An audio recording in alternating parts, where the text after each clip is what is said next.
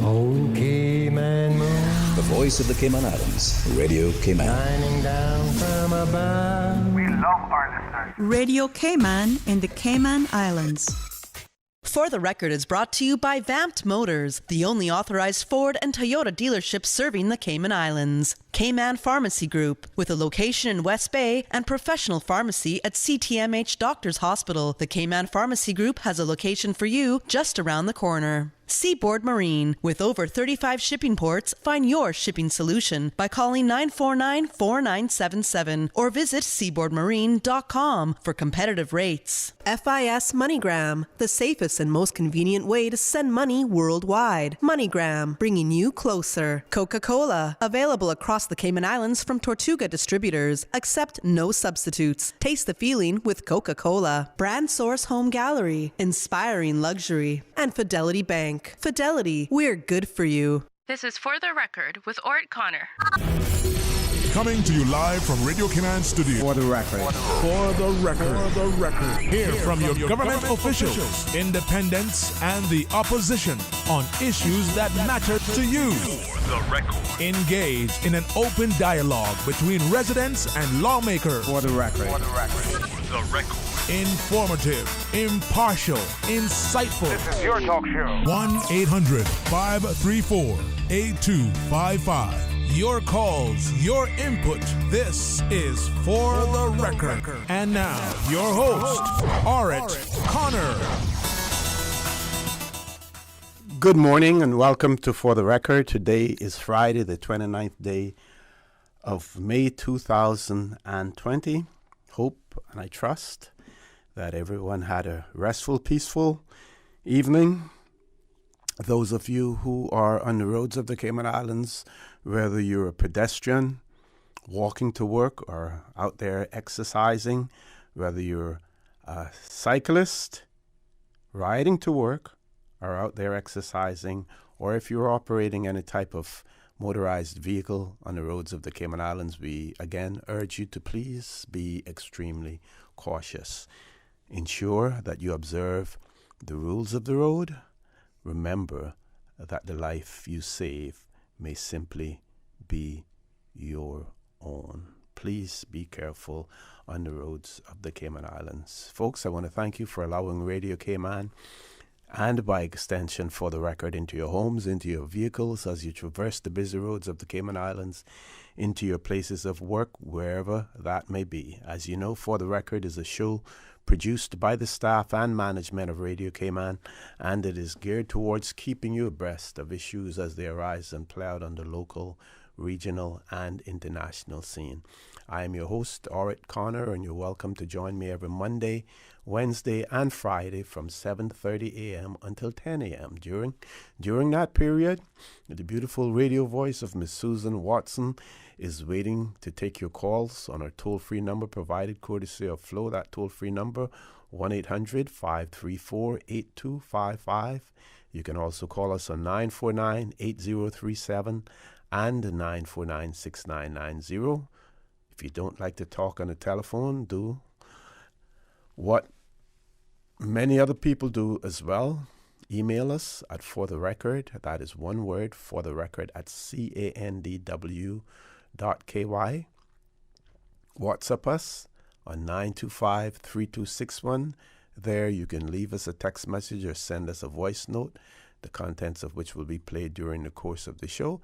And of course, when you send us a voice note, we do encourage you to try to abbreviate it as much as possible because you have to bear in mind that we do have a limited amount of time on the show each morning. And of course, you can follow us on YouTube simply by subscribing to Radio Cayman live stream. And I want to give a big shout out to you YouTubers. Recently, you have been really, really following us here on Radio Cayman on YouTube, and we want to encourage you to do so as well. So, some rules this morning. We have no guests in the studio, so we're going to have an open line all morning. I will give you the COVID-19 testing update for yesterday. Lots of things that we can talk about as well. And if we get a chance, we will reminisce and go back to the old Trade Winds newspaper. We can go back to 1965, 1966, 1967, those years. This around about this time of the year too, Education Week was always celebrated, and there are some articles in there about Education Week as well, some photographs in there. One that I just sent to a friend had to do with Mr. Joseph Anderson, who was one of the science teachers at the school, and Mr. Howard Gazong of East End when he was at Georgetown Primary School. That was one of the photographs that was in one of those Trade Wind newspapers as well. So we will be sharing those with you, but the phone lines will be open. And then at some point in time during the morning, we're going to try to link up with Mr. Raoul Nicholson Coe. And if you listened to Talk Today yesterday, Sterling Dwayne Ebanks' show, you would have heard Mr. Raoul speak about his community soup kitchen, and he provided details about that. And we're going to try to get him on again this morning so he can share information with you about that soup kitchen in West Bay.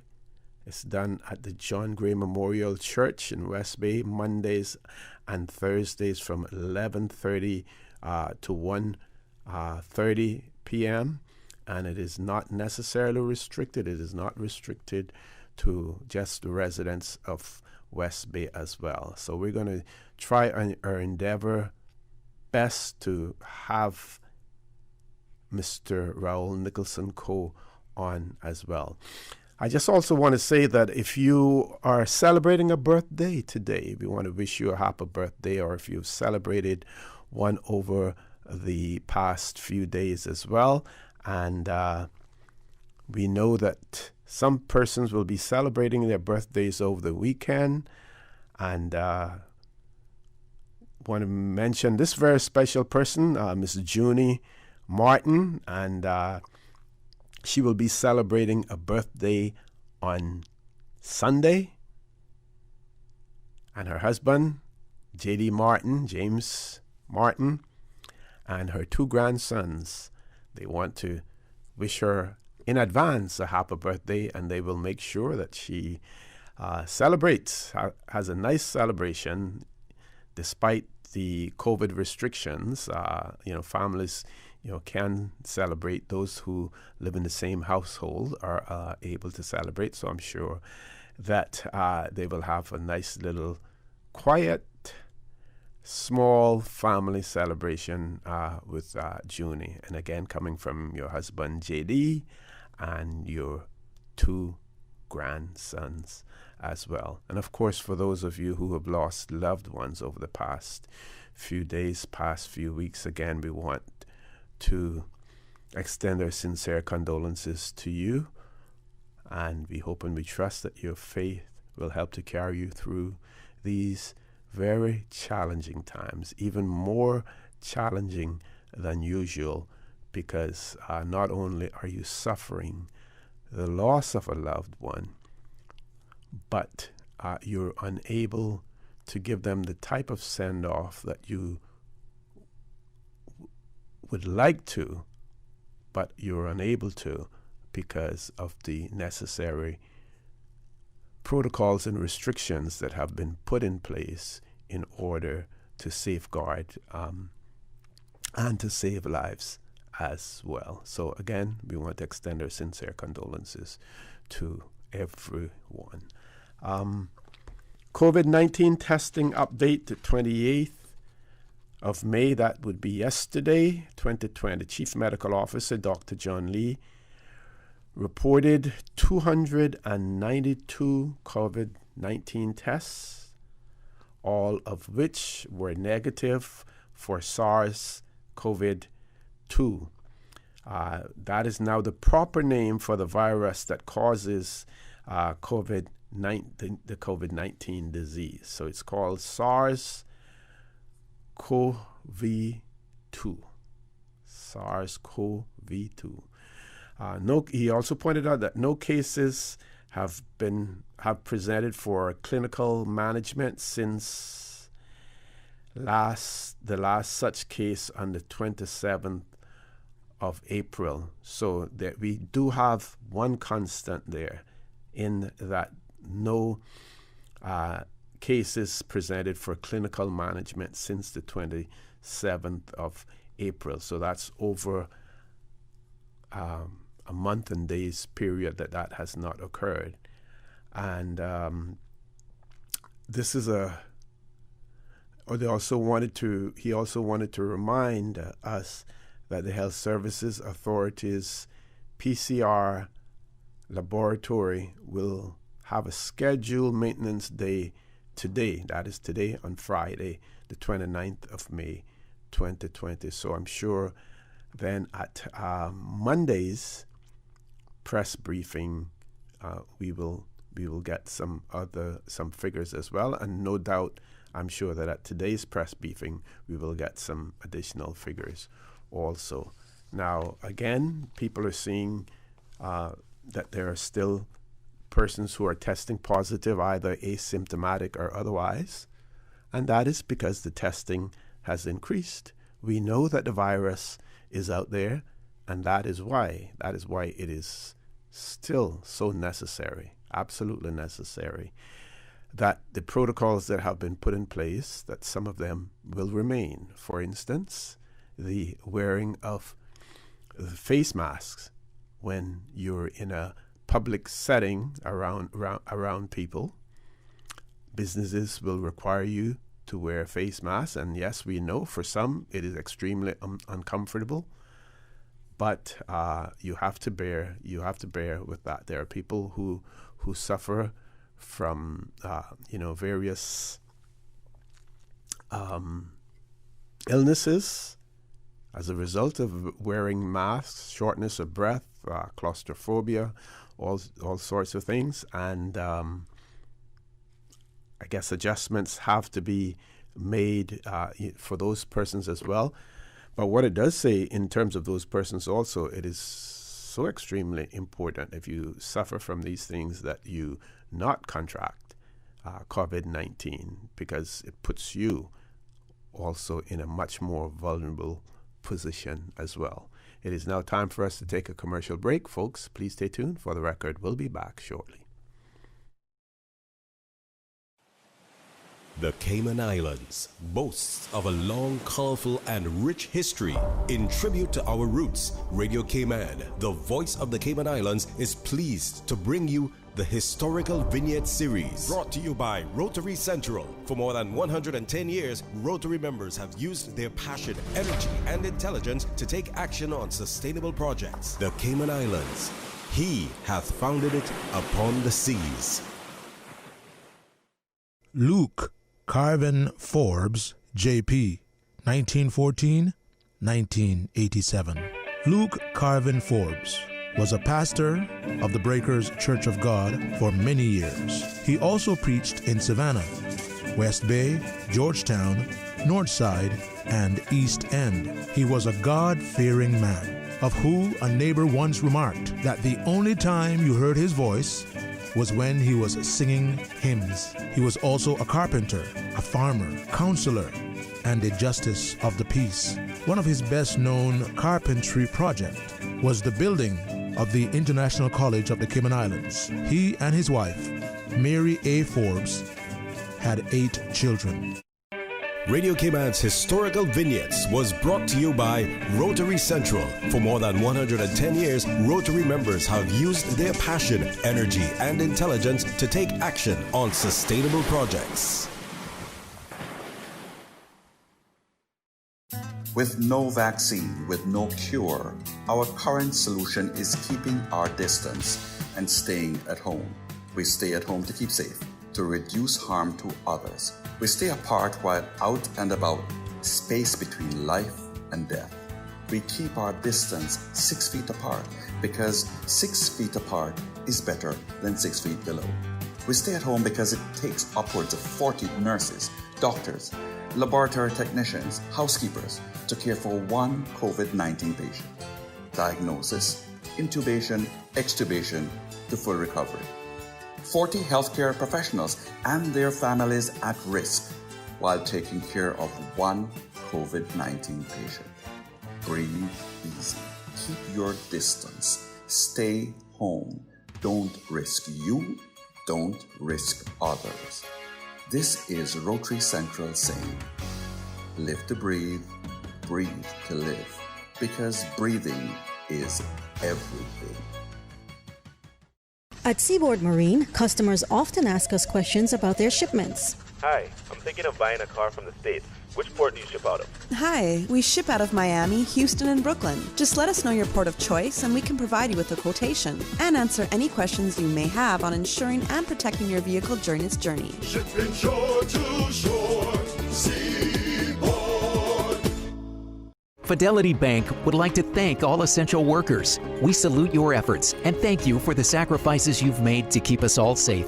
During these challenging times we're facing, our top priority is the health and safety of the communities we serve. And while it's true that things are changing rapidly every day, one thing that will never change is our commitment to giving you the best and sound financial solutions to help you during and after the coronavirus pandemic. At Fidelity Bank, our focus will always be you. Fidelity, we're good for you. Recent worldwide events bring into focus the need for quality health care. Your life is meaningful. Your health is no laughing matter. Cayman Pharmacy Group strives to make your health their concern. Recognizing the complexities of pharmaceuticals and the need to personalize your care with one-on-one counseling, West Bay Pharmacy, Savannah Pharmacy, and CTMH Doctors Hospital Pharmacy. Convenient quality care is just around the corner. Visit CaymanPharmacy.com for more information. Cayman Pharmacy Group, taking care of your health.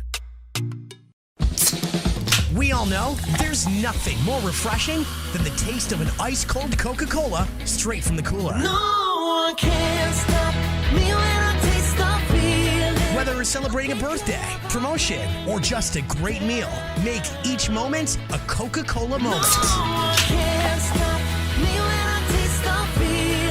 Available across the Cayman Islands from Tortuga Distributors. Make sure you ask for the unforgettable flavor of a classic Coca-Cola. FIS MoneyGram is pleased to announce their Shedden Road location will be reopening for money transfer services effective Monday, May the 4th. Due to COVID-19 restrictions, MoneyGram and Shedden Road will be open from 7 a.m. to 6 p.m. Monday through Saturday, servicing customers with A through K surnames on Mondays, Wednesdays, and Fridays, and customers with L through Z surnames on Tuesdays, Thursdays, and Saturdays. To ensure social distancing requirements, customers are required to make an appointment on their days by WhatsApp or texting 928-5130. That's 928-5130. MoneyGram, the safest and most convenient way to send money worldwide. System 1 loaded. 1-800-534-8255. What is on your mind when it comes to the government, independence, and the opposition? Issues that matter to you. 1-800-534-8255. Waiting to hear from you. For the record. This is For the Record with Orrett Connor. Good morning and welcome back to For the Record. No guests in the studio this morning. And we're about 8 minutes before the 8 o'clock news, so I will go back in time and share something with you. May the 27th, 1965, Tradewinds newspaper.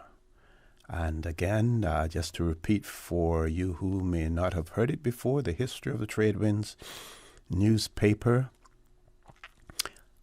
Mr. Bill Borden, who was a newspaperman in Florida, Caymanian in Florida, came back to Cayman, wanted to start a newspaper, needed some seed money for it, some funding. That was provided by Mr. James MacDonald, as well as Mr. Arthur Borden. That's the late father of Mr. Truman Borden and Joy Borden and other children. And we also heard the other day that Mrs. Olive Miller was a part of that also. She helped Mr. Billy Borden get the Trade Winds newspaper started. So in 1965, one of our civic organizations that still exists in the Cayman Islands, and Rotary Club, and they also, I think, sponsor the bus stops as well. And I believe I saw an article just recently talking about the fact that notices about COVID-19 and the safety protocols that should be exercised, that they are being advertised at their bus stops as well. So, in 1965, the 27th of May, 1965, the Trade Winds newspaper reported that the Rotary Club was inaugurated in the Cayman Islands. And it says that at the Seaview Hotel, which no longer exists, I believe there are condos now where the Seaview Hotel was, but that was one of the premier hotels in the Cayman Islands during that period of time.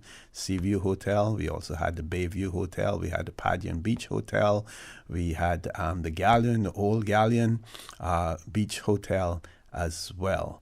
And so at the Seaview Hotel on Friday, the 21st of May, 21 men of the community, feeling the urge for quote-unquote service above self, met at a sumptuous luncheon, and around this convivial board, the Rotary Club of Grand Cayman, Cayman Islands, was inaugurated. The officers elected are, because I'm reading it, at that time, E.O. Panton, President. That would be Mr. Ernest Panton. H.M. McCoy, Vice President. That would be the late Harry McCoy. A.L. Thompson, Treasurer. That would be the late Mr. Alfred Lawrence Thompson. E.U. McNamee, Secretary. Captain T.R. Borden, Sergeant at Arms. That would be Captain Theo Borden. And then members of the Board of Directors, along with the officers, are J.D. MacDonald, James MacDonald, as I spoke about before, who provided the seed money for the starting of the Trade Winds newspaper.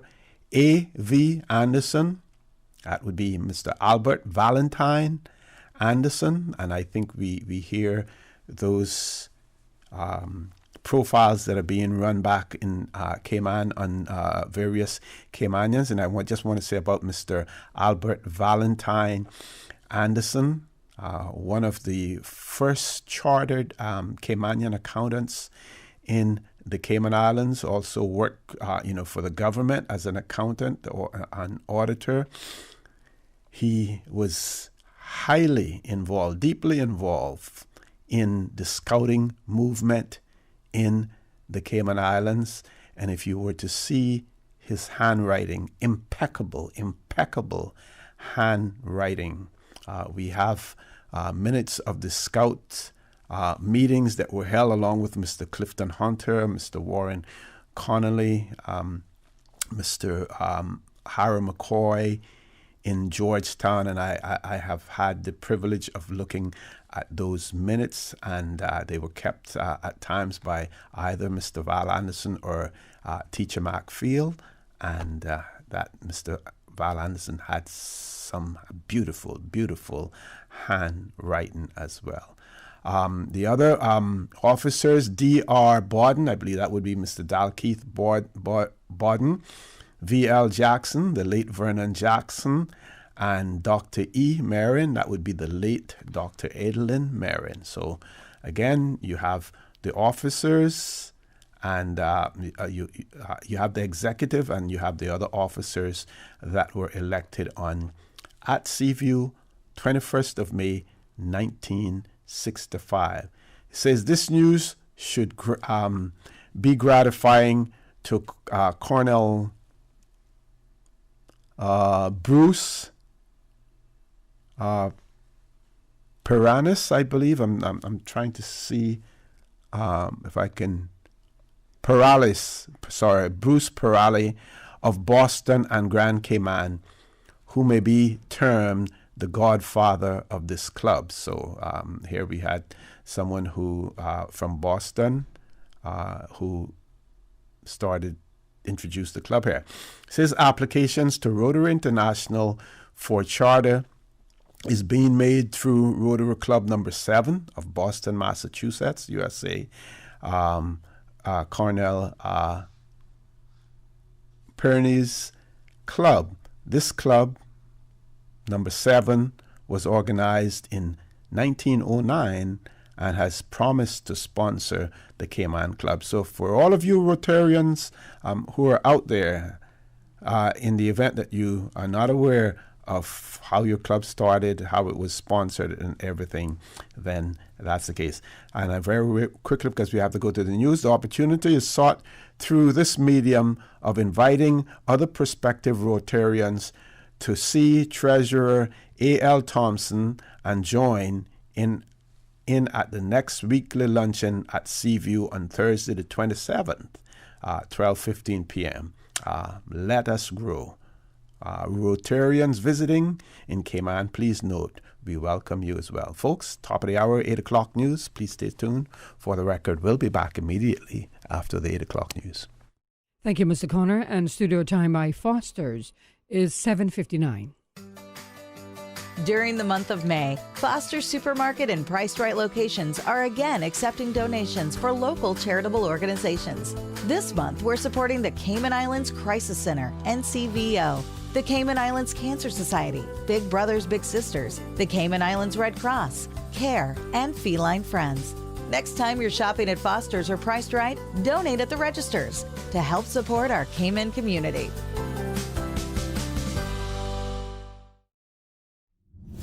The voice of the Cayman Islands. 89.9 FM in Grand Cayman and 93.9 FM in Cayman Brac and Little Cayman. Silver wings shining in the sunlight. Radio Cayman. Your voice, your choice for today's biggest news. Radio Cayman, the voice of the Cayman Islands.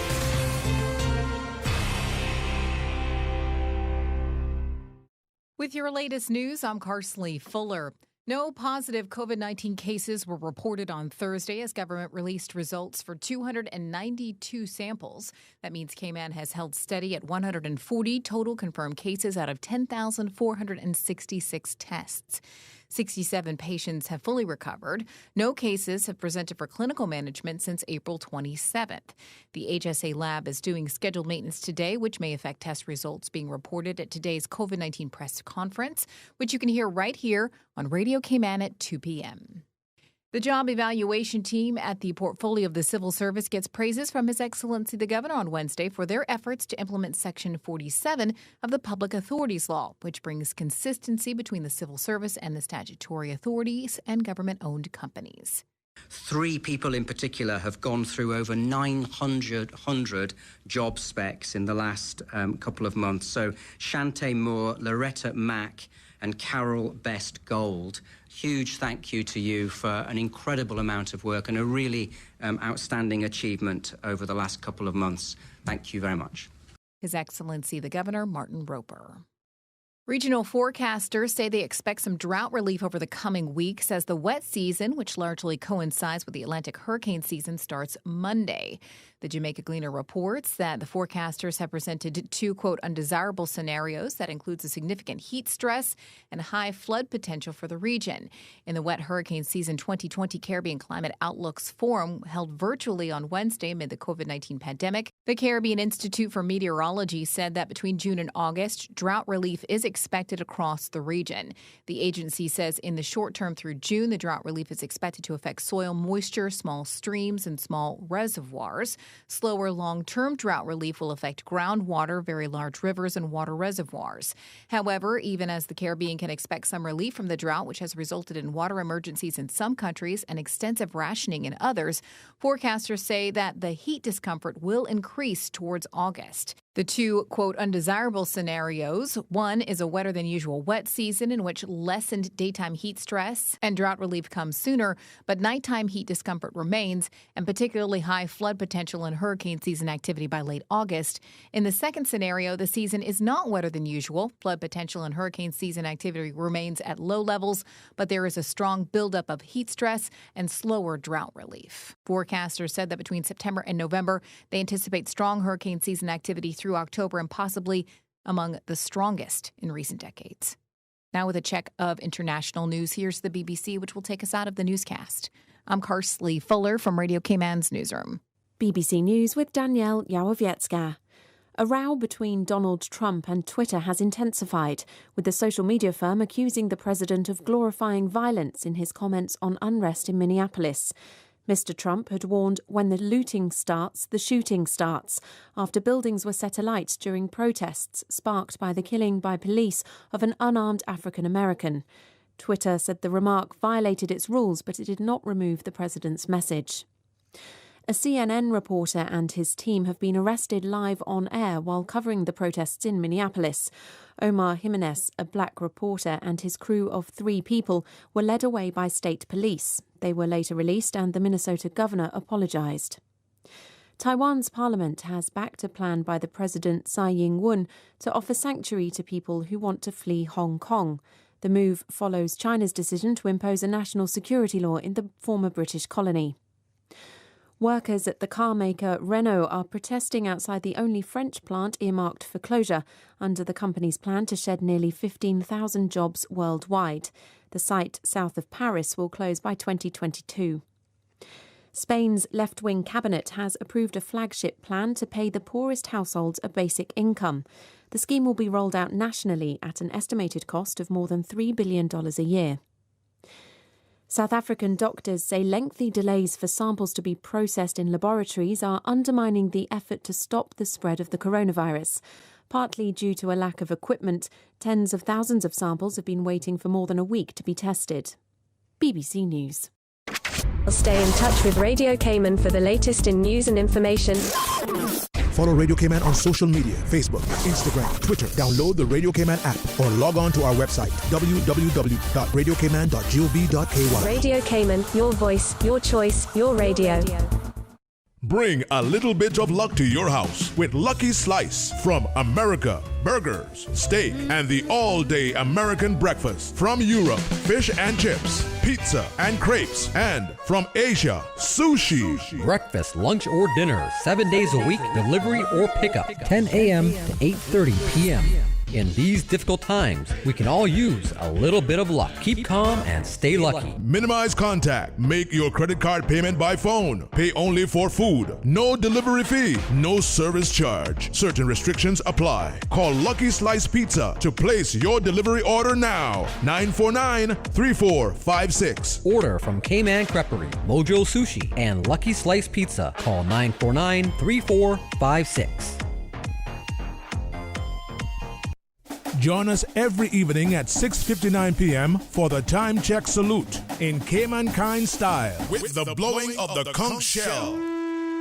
As the Cayman Islands community extends their appreciation to all of the frontline staff who are working to keep our islands safe and functioning during these challenging times. All travel is restricted between the 3 Cayman Islands. Anyone wishing to move between the islands must first notify the medical officer of health or director of the sister islands' health services. They must also undergo a 14-day mandatory isolation period at a government facility, as well as mandatory testing. Following a negative test at the end of isolation, they will be transported directly to the airport. For more information, go to www.gov.ky/coronavirus. During these unprecedented times, Radio Cayman, the voice of the Cayman Islands, is pleased to bring you the Cayman Strong Series.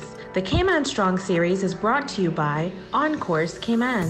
Visit oncourse.ky to view a full list of wellness services and their qualified team.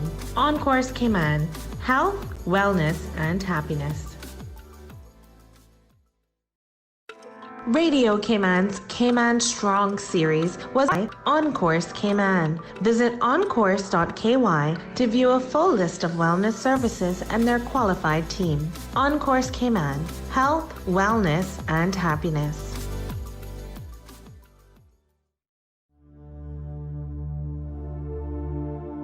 Change your thinking. Change your life. Developing the giver's mindset can bolster any relationship. As motivational speaker Tony Robbins said, some of the biggest challenges in relationships come from the fact that most people enter a relationship in order to get something. They're trying to find someone who's going to make them feel good. In reality, the only way a relationship will last is if you see a relationship as a place that you go to give and not only a place that you go to take. Change your thinking. Change your life.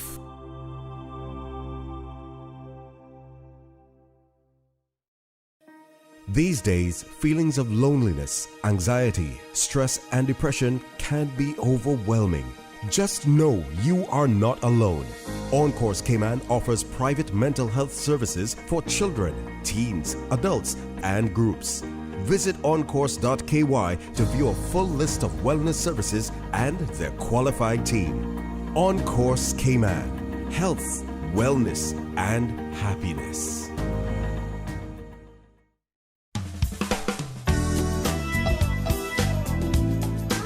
Pleasant good morning. Let's take a look at the very latest weather report. Current temperature is 84 degrees. Relative humidity is 85%. Barometric pressure 29.97 inches and rising. The wind is northeast at 7 knots. Overnight low temperature was 80 degrees. Synopsis indicate light to moderate northeasterly winds and seas along with isolated showers are expected across the Cayman area for the next 24 hours. As a high-pressure system moves over the central Atlantic Ocean. Radar images show isolated showers in and around the Cayman area moving west. Now the forecast for today, calling for partly cloudy skies, becoming cloudy at times with a 40% chance of showers and possible thunder. Temperatures will rise to the upper 80s. Your winds will be east to northeast at 10 to 15 knots. And seas will be slight to moderate with wave heights of 2 to 4 feet. And the forecast for tonight calling for partly cloudy skies with a 30% chance of showers and temperatures falling to the upper 70s tonight. Your winds will be east to northeast at 5 to 10 knots and seas will be slight with wave heights of 1 to 3 feet. Low tide today will be at 3 minutes past 10 this morning. High tide this afternoon at 3:47. And a low tide again tonight at 9:44. The sun will set this evening at 6:57 and will rise tomorrow morning at 5:48. And the outlook is calling for a slight increase in the chance of cloudiness and showers from tomorrow afternoon as a tropical wave moves into the Cayman area. The traffic report is brought to you by Subway. Planning a meeting, event, or office celebration? Visit subway.ky to place your catering order today.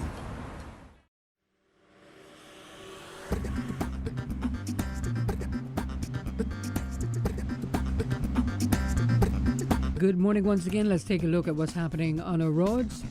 Traffic is moderate in both directions to and from the West Bay four-way stop. Coming from the east on Shamrock Road, traffic steady but flowing, as well as on the Linford Pearson Highway. Steady traffic on Koo Road.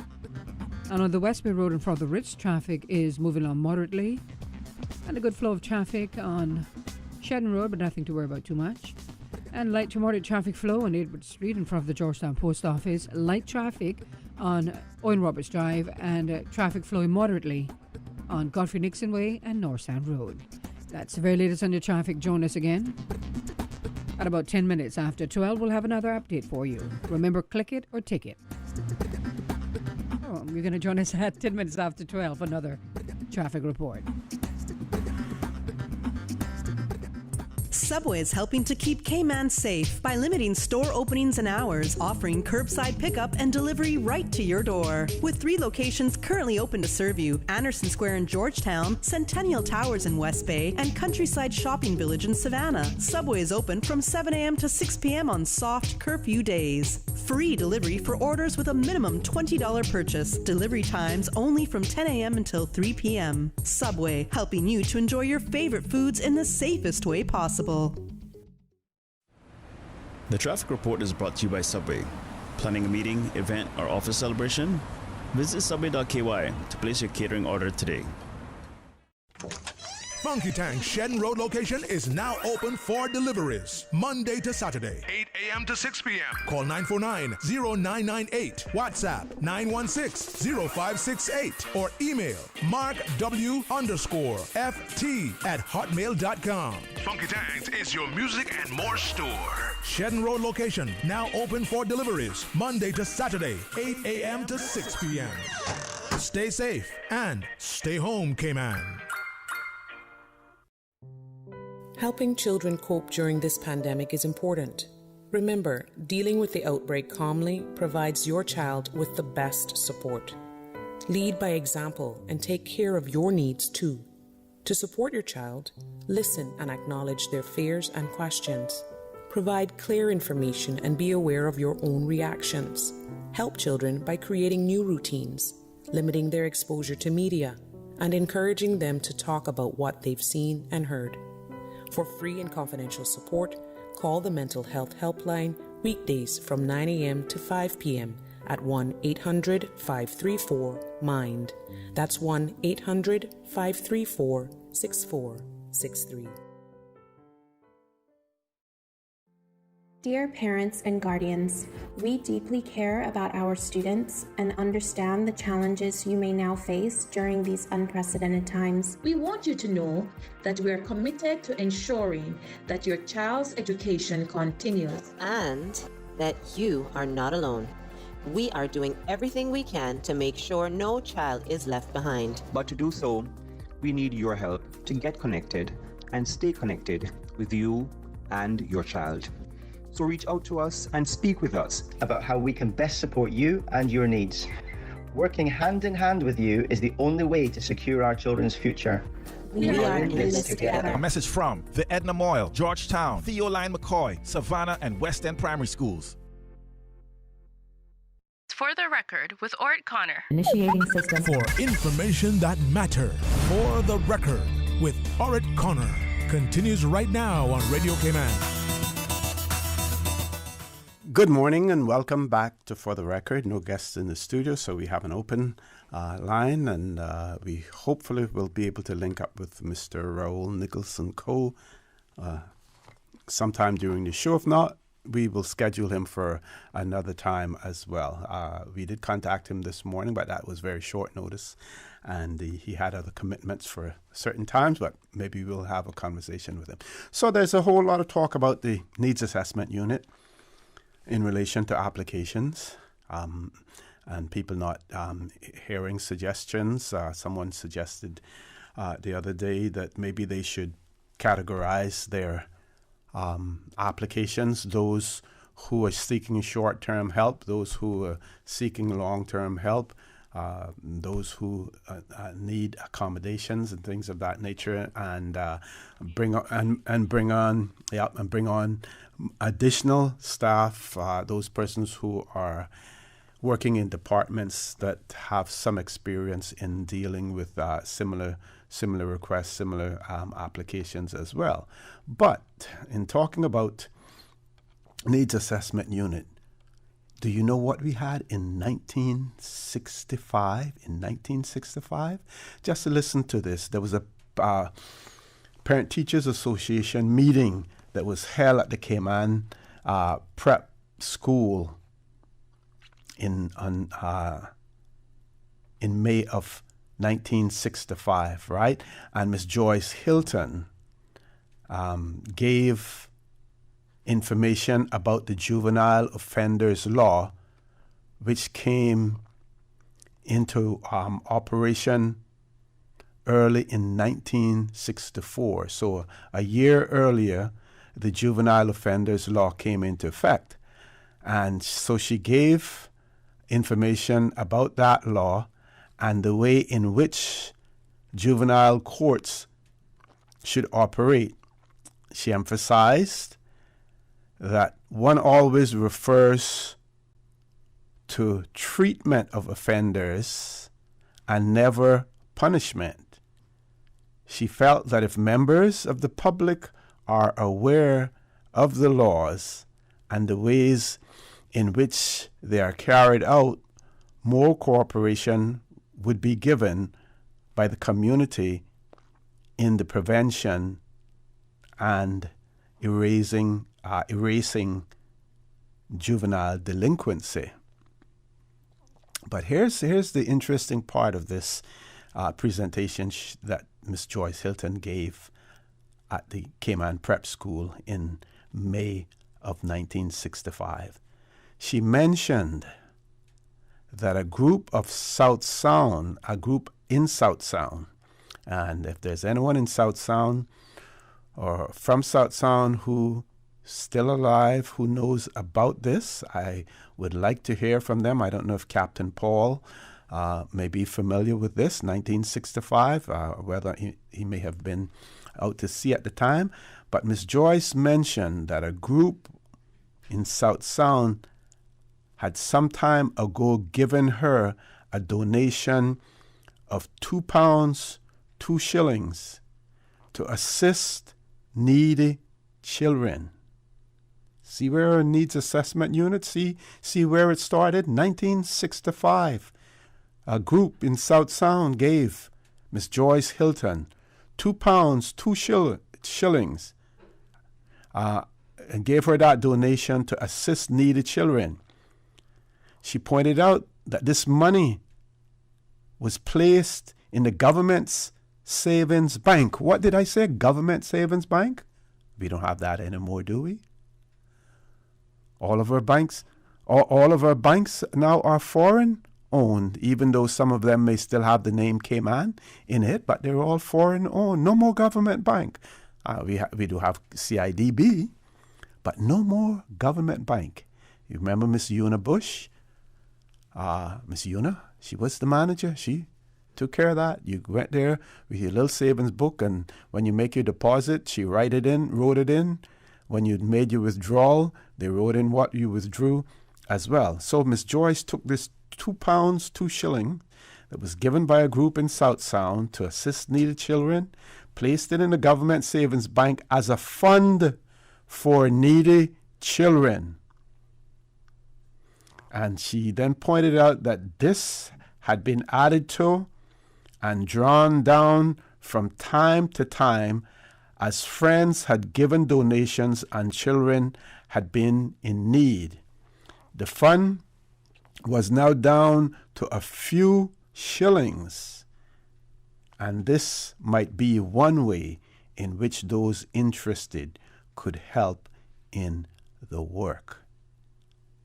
So, fund for needy children in the Cayman Islands, 1965, May of 1965, £2, 2 shillings, donated by a group in South Sound, given to Miss Joyce Hilton, who was, I think at that time her title was the probation officer. I think she was called probation officer at that point in time. £2, 2 shillings given to her. She deposited it in the government savings bank. Can you imagine in this day and age giving a civil servant money?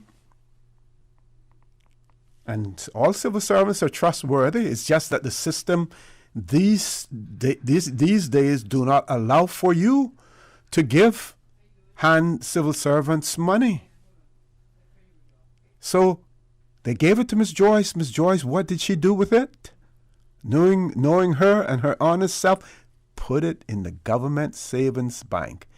And as she got more money, it was put in there, drawn down on to the point where it was only about 2 shillings, a few shillings left in there, but she was encouraging people. That is where our needs assessment unit, that is where Children and Family Services started in terms of funding. £2, 2 shillings from a group in South Sound. I think we have a caller. Let's go to the phone lines. Caller, good morning. Welcome to For the Record. Yeah, good morning, O.C. How you doing? Good morning, sir. I'm fine. How are you? Yeah, not bad. Talking about Miss Joyce, well, you know how important she was to us, and you know she was right there in the corner near the street. You know. Oh yes, oh yes. And it's a good subject you brought her up this morning because I have a write-up from the newspaper from 1981, when I was in the police force. It was called a force, then not a service. Right. And where we did a sign, myself and Gilbert McLaughlin from East End. We were in the traffic department at that time, and you can see our pictures on it with our police uniform on, and we made signs to stick up all around the government buildings for people that was disabled, walking with sticks and wheelchairs and difficulties. And why I'm bringing it up, she was instrumental in that at that time, because I remember sticking it up on the post office and hospital and different places. And today, we don't have that. The disabled people, only certain areas, that certain places that they put the disabled first and the elderly. And I'm thinking, I was trying to republish it. I went to the newspaper company, but they were charging me too much to republish it. But I'm going to try to get it over to you. Then you can see us with Miss Joyce Hilton there, and we're putting up the signs to supporting the elderly, the disabled, and with railings and giving the elderly, first priority. But Miss Joyce, she was instrumental in that, also with the Cubs, Oh yes, yes. She was great. Miss Joyce and Miss Tit. I know you remember that. Yes, Miss Joyce and Miss Tit. Yes. We were all there, yeah. But I wish that the government would put something in place again that would give the elderly and the disabled first priority wherever they go. But it seems like it's not happening that way, because I see a lot of people that is not too good. They have to stand up and wait in line, or even some of the places don't have no way for them to sit, while they're waiting. So I hope that the government can put something in place to give those people first priority. Thank you. Yeah, thank you very much, caller, for that. Yes, I think when we look at the demographics in the Cayman Islands, we're certainly getting a much older population, and other than just simply having parking spaces for handicapped persons, we need to pay more attention to our elderly and the services that we extend to them, and the amenities that should be extended to them as well. Going back to the Tradewinds newspaper, share with you the publication from Monday the 29th of May 1967. And like I mentioned earlier, I sent this photograph. This is a photograph by Gilbert McLaughlin. It says the science department of the secondary modern school attracted the largest group of spectators. Shown in the picture are Howard Gazung, student, left, and Mr. Joseph Anderson, his teacher. Howard, who has been studying electricity and theory of magnetism, made an electric bell which he connected to a step-down transformer. His wiring diagram is also shown in the pictures, in the picture as well. So there we had Mr. Joseph Anderson, the science teacher, Mr. Harvard Gazung. I saw a photograph the other day, and I never remember this. On Facebook, Miss Susan, the ones that they sent out there, old Caymanian photographs and stuff like that. That group on Facebook, and there was a photograph of the teachers who went to the new high school on Walker's Road. And I didn't realize that George Hill, Mr. Hill, a teacher from Jamaica, who was at the secondary modern school, along with teachers like Mr. Anderson, Berger, and several others, that Mr. Hill actually was transferred and started teaching at the new high school. At the time, I didn't realize that until I saw the photograph. Of course, later on, Mr. Hill emigrated to the United States, lived in Brooklyn. I had the good fortune of meeting up with him in 1960, in the late 1960s, early 70s in New York as well. So goes back a long way. What else do we have? Parents. So it was Education Week, like I said, in 1967. And parents were warned over the attitudes of children.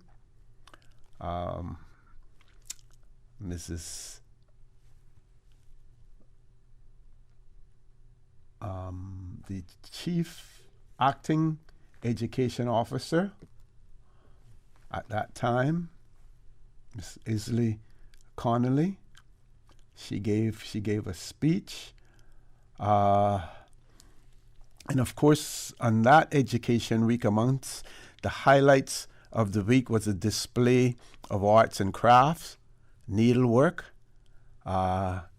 teaching aids, scientific equipment, and experiments. There were also two special displays, one of books and school equipment, put on by By-Right Supermarket.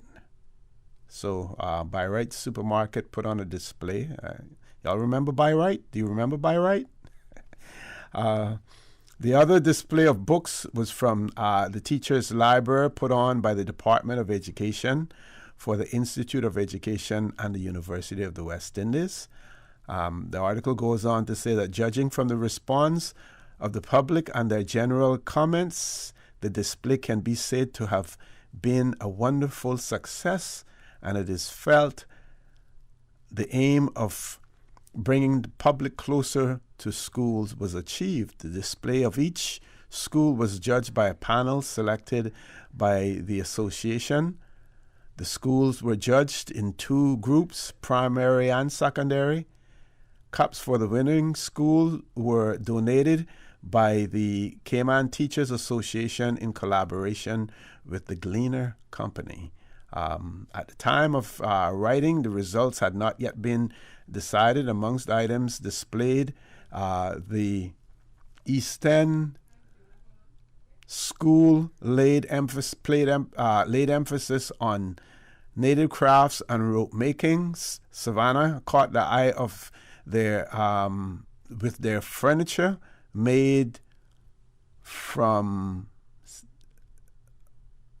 that's blurred out, something on wood.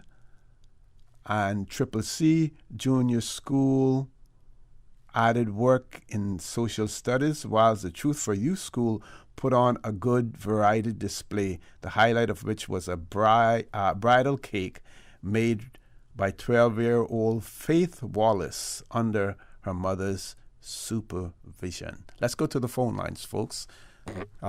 Ms. Susan, you want to take the break first?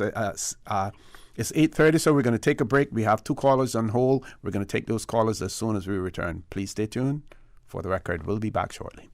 Insurance is complicated. Make your life easier and better protected with comprehensive financial solutions from FIS Insurance Brokers. With plans from life, health, property insurance, motor, public liability, and professional liability insurance. Whether you're protecting your family or your business, leave nothing to chance. Understand your options and protect yourself for the future. Speak to your FIS insurance broker agent today, located on Shedden Road by MoneyGram, or call 623-5616. Fidelity Bank would like to thank all essential workers. We salute your efforts and thank you for the sacrifices you've made to keep us all safe. During these challenging times we're facing, our top priority is the health and safety of the communities we serve. And while it's true that things are changing rapidly every day, one thing that will never change is our commitment to giving you the best in sound financial solutions to help you during and after the coronavirus pandemic. At Fidelity Bank, our focus will always be you. Fidelity, we're good for you. A.L. Thompson's has reopened to the public. Shop for all your home and garden needs at A.L. Thompson's in any of 3 ways that suit you. You can come to the store and shop in person. You can shop online for curbside pickup. And you can shop online for delivery to your home. A.L. Thompson's wants to make your shopping easy, efficient, and safe. We offer goods that you need now for your home and yard. For shopping details and procedures, please visit althompson.com.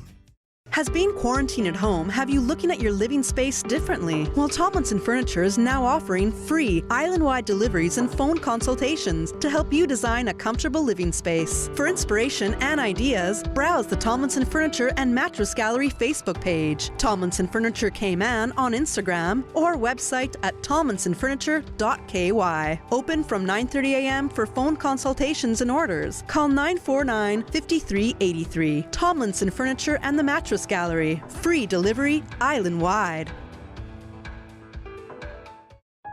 We are currently in a soft curfew period in Grand Cayman until 8 o'clock tonight.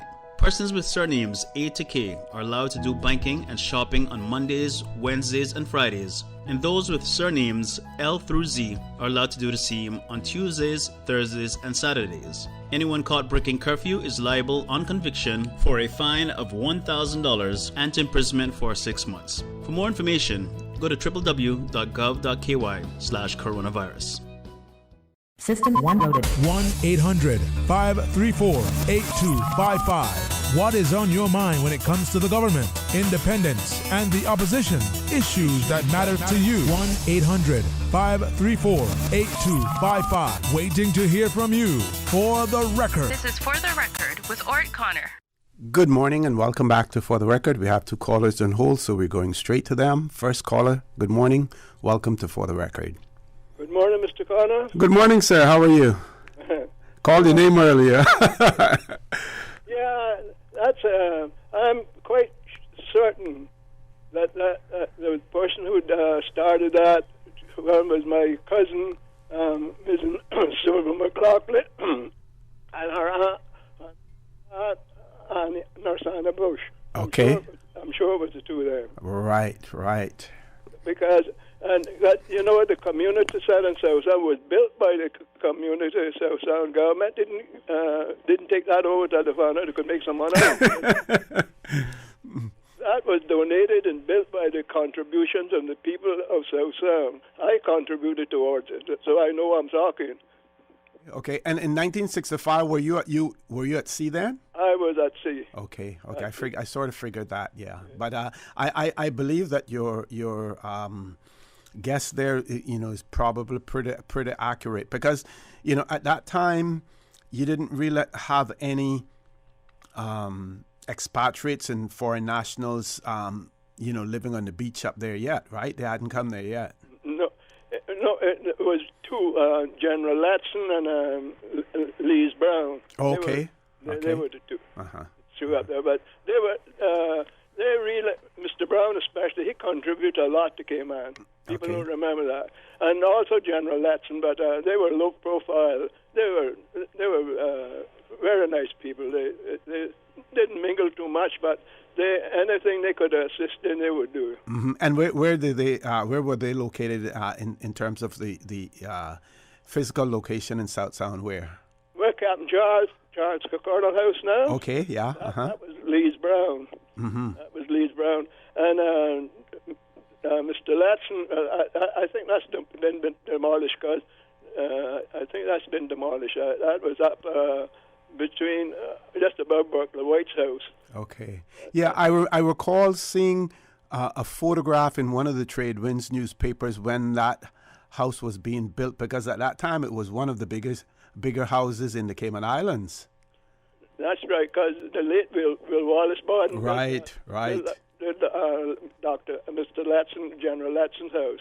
Because they shifted the road to have that done, because the road up there was much closer to the sea. And they shifted, so he wanted a waterfront, so they gave him permission to shift the road and put it, so that's where the road is, goes back up there from Berkeley White's house, from Charles Cornell's house up to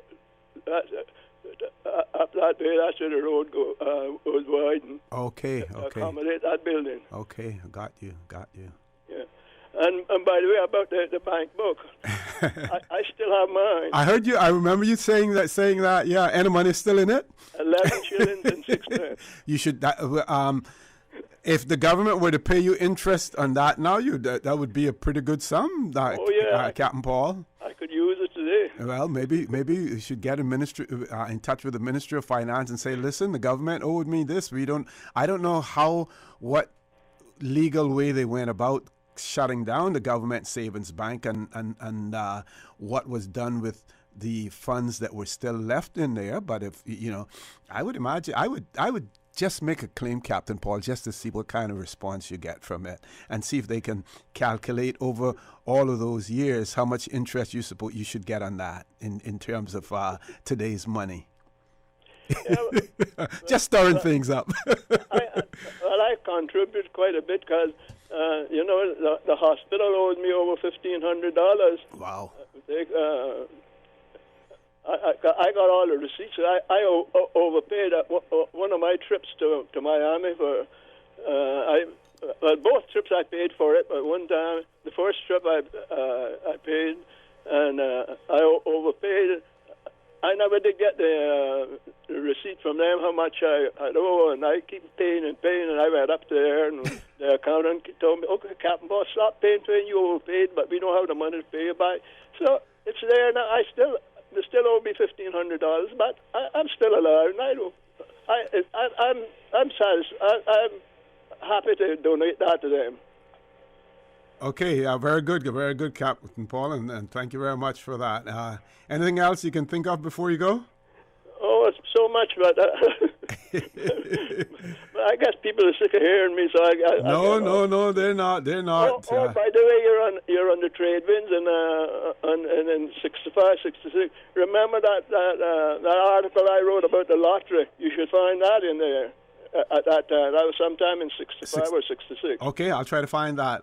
Find that as well. And see how I was criticized and called all kinds of names for doing that. I was okay, Mr. Dorian. Thanks Will do, Captain Paul. Thank you very much. Have a great day, a great weekend, and please stay safe. Yeah, I'm digging up the dirt out in the yard. I got my radio on. Okay, good. Let's grab the next caller. Caller, good morning. Welcome to For the Record.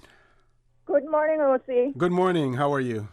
Oh, I'm very thankful and highly blessed. Good. How are you and yours? I'm good, thanks. And everyone is fine. Thank you very much. And I trust that everyone that is sick of hearing my voice too is okay too. No, they're not tired. We like to hear you talk.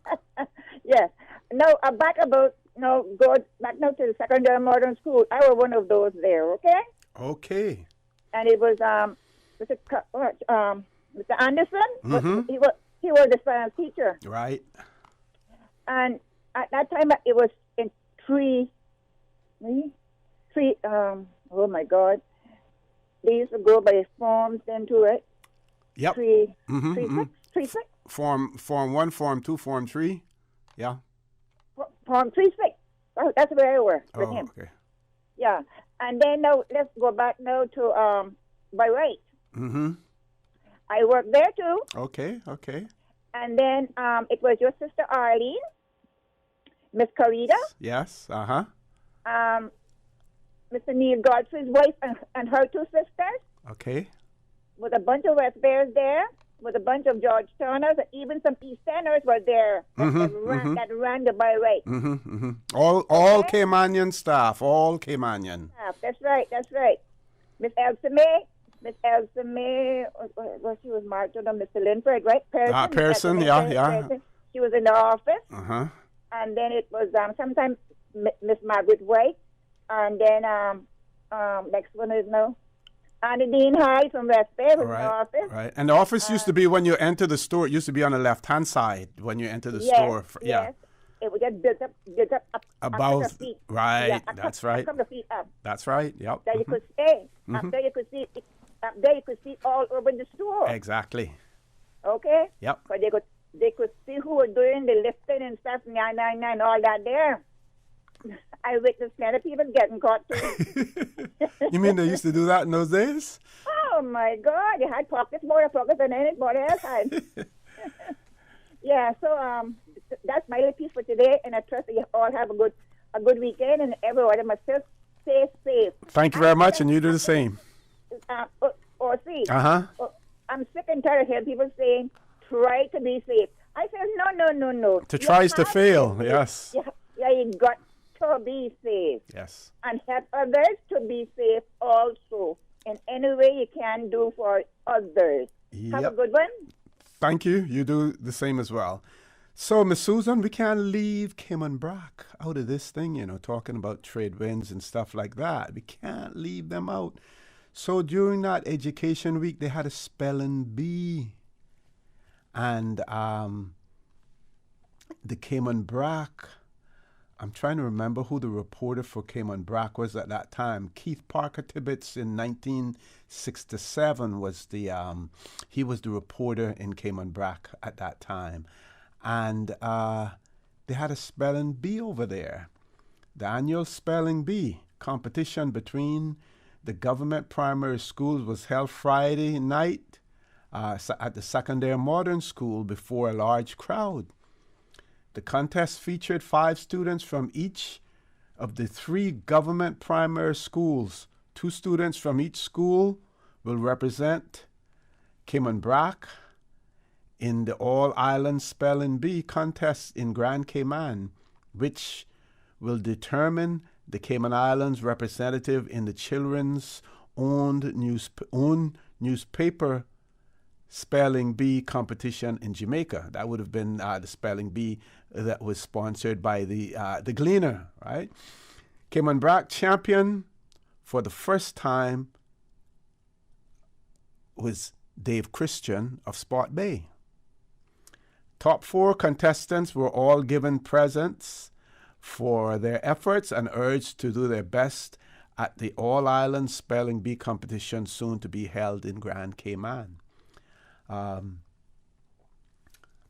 it says here, the past 2 Cayman Islands champions have been from the Creek School at Cayman Brac, namely Marlon Ebanks in 1965 and Roland Jackson in 1966. So Cayman Brac in 1965 and 1966 dominated spelling bee. They were the champions.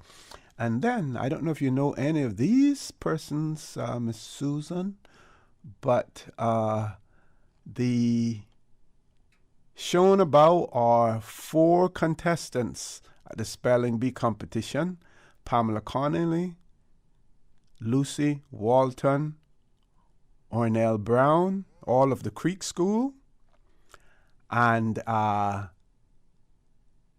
Clive Christian, Sport Bay School. 1, 2, 3, 4, Pamela Connolly, Lucy Walton, Ornell Brown, and Clive Christian, Sport Bay School. Yeah. So that, we have to take a break now, folks. Please stay tuned. For the record, we'll be back shortly. Getting so engrossed in this Trade Winds newspaper, forgot about the break. Recent worldwide events bring into focus the need for quality health care. Your life is meaningful. Your health is no laughing matter. Cayman Pharmacy Group strives to make your health their concern. Recognizing the complexities of pharmaceuticals and the need to personalize your care with one-on-one counseling. West Bay Pharmacy, Savannah Pharmacy, and CTMH Doctors Hospital Pharmacy. Convenient quality care is just around the corner. Visit CaymanPharmacy.com for more information. Cayman Pharmacy Group, taking care of your health. We all know there's nothing more refreshing than the taste of an ice-cold Coca-Cola straight from the cooler. No one can stop me when I taste the feeling. Whether it's celebrating a birthday, promotion, or just a great meal, make each moment a Coca-Cola moment. No one can stop me when I taste the feeling.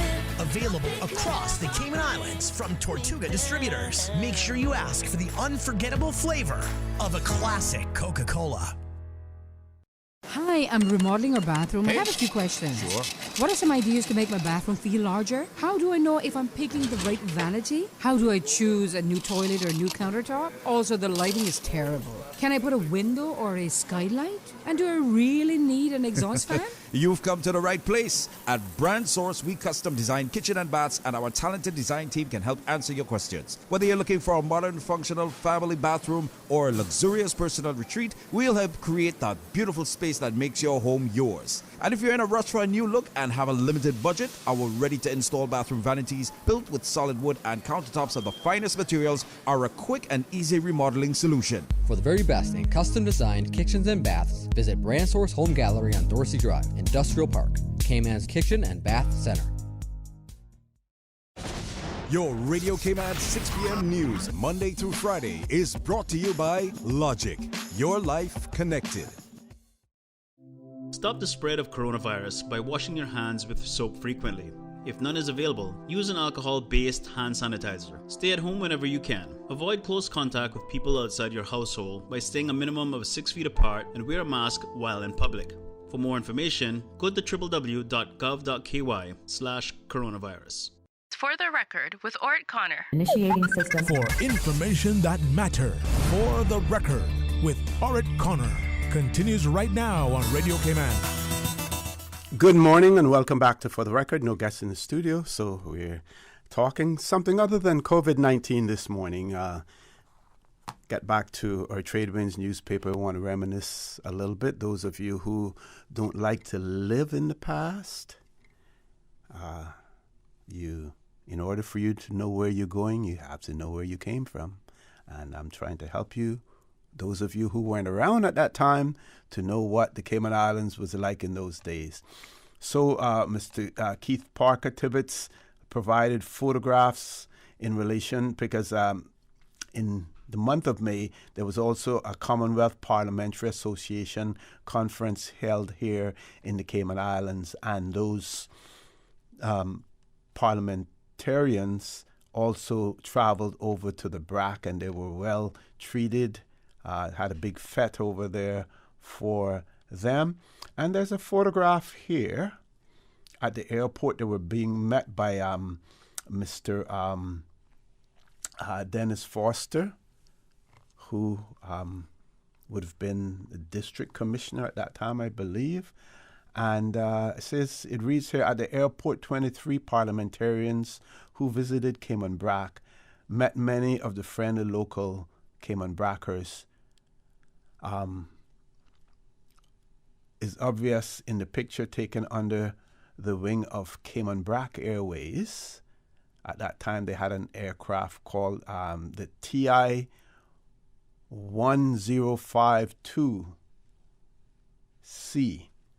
And the article, the caption, under the photograph reads, renewing old acquaintances and sharing a joke is, left to right, Mrs. Jane Dinks and her brother, William McLaren of Jamaica. And you would now know the late Billy McLaren. I think he was at one time a Minister of Agriculture in Jamaica. Emigrated to Cayman, was involved in several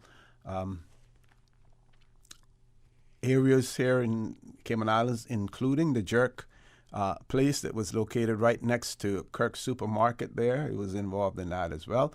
So his sister, Mrs. Jean Dinks, William McLaren, and local district commissioner, Mr. D.H. Foster, says this all took place at Mr. Anton Foster's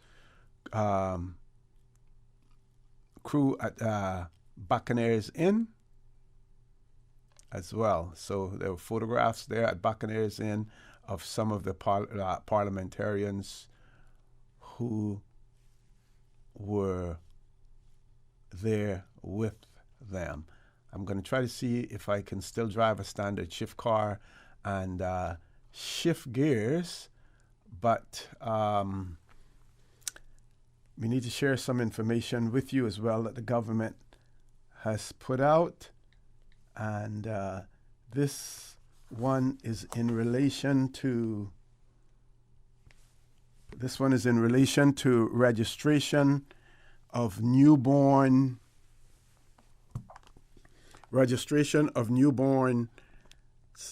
must be done by appointment only. So if you're registering a newborn child, it has to be done by appointment only. The General Registry is adopting interim measures to assist members of the public registering newborn babies during the coronavirus COVID-19 pandemic.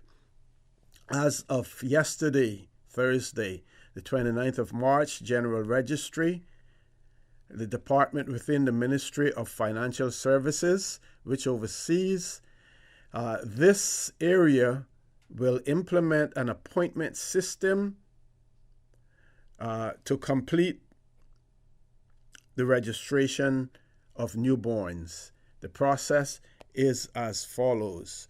Parents of newborn children will be contacted and information verified over the phone. Parents will then be given a time to attend the government administration building to sign the registration documents. So first, newborn parents will be contacted and information verified over the phone. Then the parents will be given a time to attend the government administration building to sign the registration documents. Where possible, out of an abundance of caution, parents should not bring their newborns or other children with them for the appointment. So, out of an abundance of caution, do not take your newborn with you. There's no need for them to see the newborn there, or don't take any young children as well.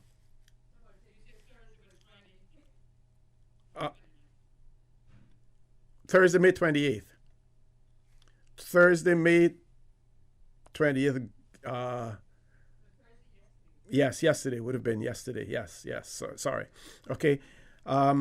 Being on time for the appointment is important.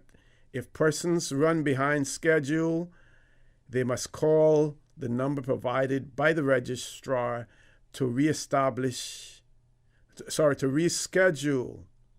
And there will be no exception. So it's important for you to be there on time. If you can't be there on time, call so that they can reschedule. Based on current COVID-19 protocols, persons must ensure they are wearing masks before entering the building, or else they will be denied entry. Persons with an appointment should go to the front entrance of the government administration building, and a member of the security team will direct them from there. Persons should not visit the JB if they were not given an appointment, as entry will be denied. In navigating this arrangement, General Registry is reaching out to parents based off the contact details provided by the hospital where the babies are born. Therefore, it is vitally important that parents give the most accurate and current contact information to the hospitals. In addition, only the registration of newborn children is being processed in this manner. The receipt of hard copies for all birth certificates as well as marriage and death certificates continues to be done through the previously announced policy of online ordering and curbside pickup. Details on this policy can be found on the General Registry's website. So, this is for newborn children, newborn babies.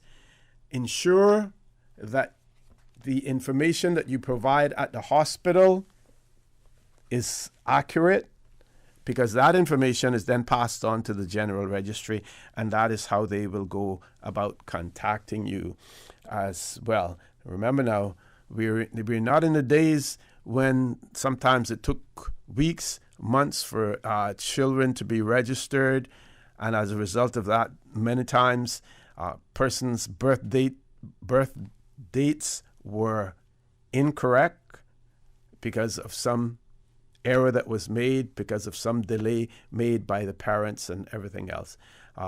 Those of you that it may be of interest in terms of Caymanians who have newborns, as well as non-Caymanians who may have newborns on the island as well, to get that birth registration as early as possible. Top of the hour, headline news at 9 o'clock. Folks, please stay tuned for the record. We'll be back shortly. You are listening to Radio Cayman, the voice of the Cayman Islands. Today's biggest news. Radio Cayman. It's only 2 species that we have here on the island. Generations present. Your voice, your choice. It is in the best interest of the people of these islands. Local, regional, international. This is Headlines from Radio Cayman's newsroom. Today's biggest news. The Chamber of Commerce is hosting a special 2-hour free webinar on Tuesday to provide employers with a step-by-step guidance on submitting job advertisements through the Jobs Cayman portal. Make sure to head to caymanchamber.ky for registration information. A police station in Minneapolis has been set on fire during a third night of protest over the death of an unarmed black man in custody on Monday. A police officer was filmed kneeling on the neck of 46-year-old George Floyd despite him saying he couldn't breathe. President Donald Trump said, quote, thugs were dishonoring his memory and called on the National Guard to restore it. Twitter accused Mr. Trump of glorifying violence in a post that said, quote, when the looting starts, the shooting starts. A couple who documented on a popular YouTube channel their life with an autistic toddler adopted from China are facing a backlash after they revealed he had been placed with another family. Micah Stouffer and her husband James, based in Ohio, produced videos about Huxley's adoption and his challenges. Since 2017, the couple received sponsorship deals and video revenue. While some understood the decision, critics accused the pair of exploiting Huxley to build their YouTube career. Those are your headlines. I'm Karsley Fuller. For the latest in news and information, follow Radio Cayman on social media, Facebook, Instagram, Twitter. Download the Radio Cayman app or log on to our website, radiocayman.gov.ky. Your voice, your choice, your radio. For the record, with Orrett Connor. Initiating system. For information that matter. For the record, with Orrett Connor. Continues right now on Radio Cayman. Good morning and welcome to For the Record. No guests in the studios, and we have the phone lines that are open. I want to remind you of the numbers. Toll-free number 1-800-534-8255, 949-8037, 949-6990. Email us, For the Record, at candw.ky. WhatsApp us, 925-3261. We have a caller. Let's go to the phone lines. Caller, good morning. Welcome to For the Record. Morning, Osi. Good morning. How are you? Roger, how are you doing? Pretty good, sir. How are you? You were talking about jerk chicken and jerk pork, yes, no? And Bill McLaren. Right. I was going to say that he's the first man I remember bringing that here in the 70s. Mm-hmm. And then when we had Jamin Smokehouse on opposite the Charlotte Macfield shop. Okay. That was his, right? I think he was there, and then he moved down by Mr. Alban Whitaker's house. Right, I remember. Yes. Yeah, well, I wanted to make sure that in my mind I had that right. But I was trying to remember the name. Huh? When he was bringing that here, in the beginning, he used to bring it cooked from Jamaica. Okay. And it was the right jerk chicken and jerk pork because, I mean, You see them cooking jerk pork in Cayman here, but when you go to Jamaica and see the way they cook it, it's not in a drum like you do it here, you know. They got that in with a zinc on top with charcoal on top, then a tray in the middle, and then on the bottom zinc with charcoal again, like an oven up top and oven down below. That's the way I see it in Kingston. Right. When I went there a couple of times to buy jerk pork, you know. Anyway, I just wanted to clarify that, OC. Good to have a different subject on this morning. Okay, making any headway with your situation personally? Yeah. Well, I'm waiting. The sounds that they're gonna, come up in more finance for us. So that's what I'm waiting on. Okay. I've heard more. Okay, that's good. But thanks a lot for that input to me too. Okay, great. I mean, you go back a long way from the 70s and 80s and our police too, you know. Yes, definitely. All right, Rosie, cool. All right, take care. All the best. Any more calls there, Miss Susan? Okay. Another call? Caller, good morning. Welcome to For the Record. Hello, good morning, Mr. O.C. Good morning. How are you? I am not too bad. I just want to say something. I congratulate you on the issue of that gentleman saying that you don't care about other people. I know that doesn't sound like you, because I spoke to you some years ago when you had a party for your daughter up at Spots, Newland. Myself and your mother chatted the whole time. And you were there, and I know that didn't sound like you, but anyway, the cap didn't fit you, so throw it away. Yes, I am happy that you took it like how you just play it cool, because some other people would flare up about that, knowing that they are not that type of person. Okay. Anyway, what I'm saying, the government is doing a very good job, fantastic. And I agree with them, because Miss Corona came and she doesn't want to go. Yep. But anyway, I hope they will try to keep her at bay just the same as what they are doing. And congratulations to all the people that are obeying the rules of the government. Thank you very much. Thank you very much for your kind words as well. And another thing, I just want to ask you a question. I don't know if you can give me the answer, but anyway, please try. Somebody got a permit granted. I think it was temporary, and it's going to be expired like the 10th of June. And the holder of the permit, not the holder then, the person that applied for it, then I don't know the holder. I'm not an orator, so you see with me. Yeah, no problem. You're doing well. You're doing well. Well, the person that that applied for the permit called the person the other day, last week, one day, and told him that immigration says that they will have to come up with $200 CI to pay for the permit to keep it open. I don't know if it's true, but they called me and asked me to try and find out something for them. So I said, I will. So I don't know if you can give me an answer to that. And you say the permit expires on the 10th of June. 10th of June, yes. That's how many? For what length of time? How many months they had it for? It was a temporary 3 months. 3 months. Yeah. Okay. I don't know if that permit is actually renewable. I don't think so, but anyway. But of course, because of the lockdown and the person didn't get to come. Right. Because it was granted. Oh, so the person actually hasn't come to the islands and commenced work? No. Well, what that employer should do, they should write back to the immigration department, work now, advise them that because of the travel restrictions, the employee was unable to travel to Cayman to take up employment, and ask for it to be reissued, because I don't believe that the government wants to take money from any citizen who has not received the services that they paid for. In this particular instance, it is something out of the prospective employer's control.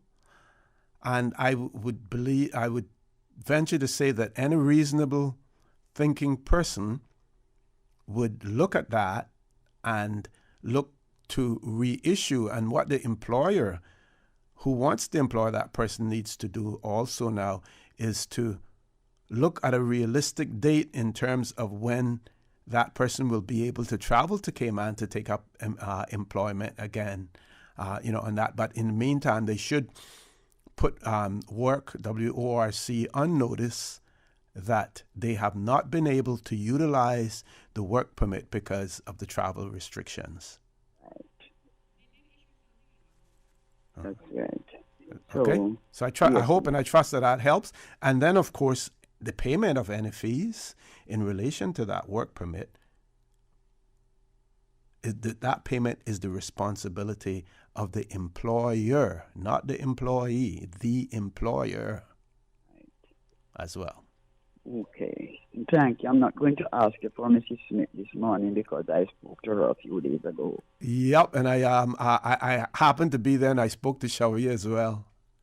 I was able to speak to Shawi. That's right. Yes. And he's always talking about it. Yeah, man. Yeah. He was happy when I told him that you have a thing going on the air, and no, that's what he was saying. Okay. Thank you very much. You have a great day, and please stay safe as well. I don't like to beat my drums, but Susan insisted I should read this. And it reads, good morning. And the person has taken the time to write it as well. So, thank you, Miss Susan, for that. Says, good morning, Mr. Connor. I just wanted to give you a big shout out. You are an action man. You don't always say something, but you do something. I love that disposition in a person like you. I have seen a lot of things happen as a result of communicating to you. I've seen a lot of positive changes since you have been on For the Record. Too numerous to mention, especially with the past 2 weeks. So keep up the faith and do all the good you can. Like my daddy always told me, and the good Lord will always bless and prosper you. Please read this aloud so that persons listening can hear of your actions and put some positivity in their minds. Have a blessed weekend. So I want to thank the caller, for that. I try to be as positive as possible. I try to be as balanced as possible as well. Sometimes I'll be critical. Sometimes I'll have a tendency to go off the rails a little bit too. I like to think that I'm a temperate person and that I can control my temper and everything, but sometimes I'll fly off the, one of the old people would say, fly off the cuff, a little bit, and then when I'm back down to reality, you mellow out and you regret sometimes, what you've said or the action that you're taking as well. But of course, when you put yourself in this position that you're out there on the air expressing your views as well, that people will come back at you, and you have to have broad shoulders and be able to absorb, all of that as well. So in 1966, did you know, and I believe I shared this one already, but for those of you who didn't hear it, that we sent a protest to Cuba. Now, these days, we're talking to Cuba, and we heard the Minister for Health say that they had finally received a positive response from the Cuban government in relation to assistance in the medical field, if needed. The Minister Seymour pointed out that at this point in time where we are at in terms of combating COVID-19, that we don't really need the assistance, but it is good to know that it is there. The offer now has been made, or the request has been honored, approved, and if needed, then we can certainly go to the Cubans to request that assistance. But in 1966, May of 1966, the administrator at that time, His Honor, Mr. J.A. Cumber, announced that on Saturday, the 21st of May, that he had issued a protest to Fidel Castro through the Secretary of State in Jamaica concerning the violation of Cayman airspace last week by 3 Cuban MiGs. And I must say that I remember that. It was so, as a child, you were scared when you heard about Cuban MiGs flying over the Cayman Islands because, of course, we had no standing military service at that point in time, so we were vulnerable. If we had to wait for any assistance to come from the UK, it would have to come from places like Jamaica or Belize, which would take some time, for us to receive.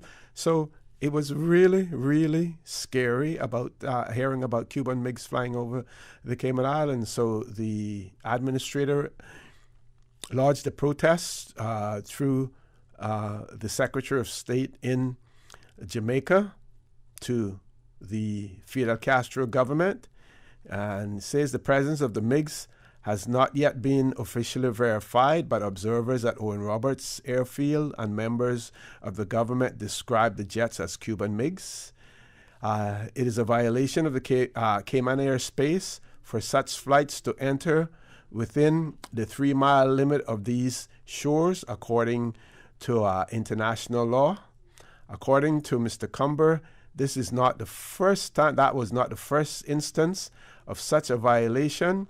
It has been necessary in the past to protest to Premier Castro on at least one occasion.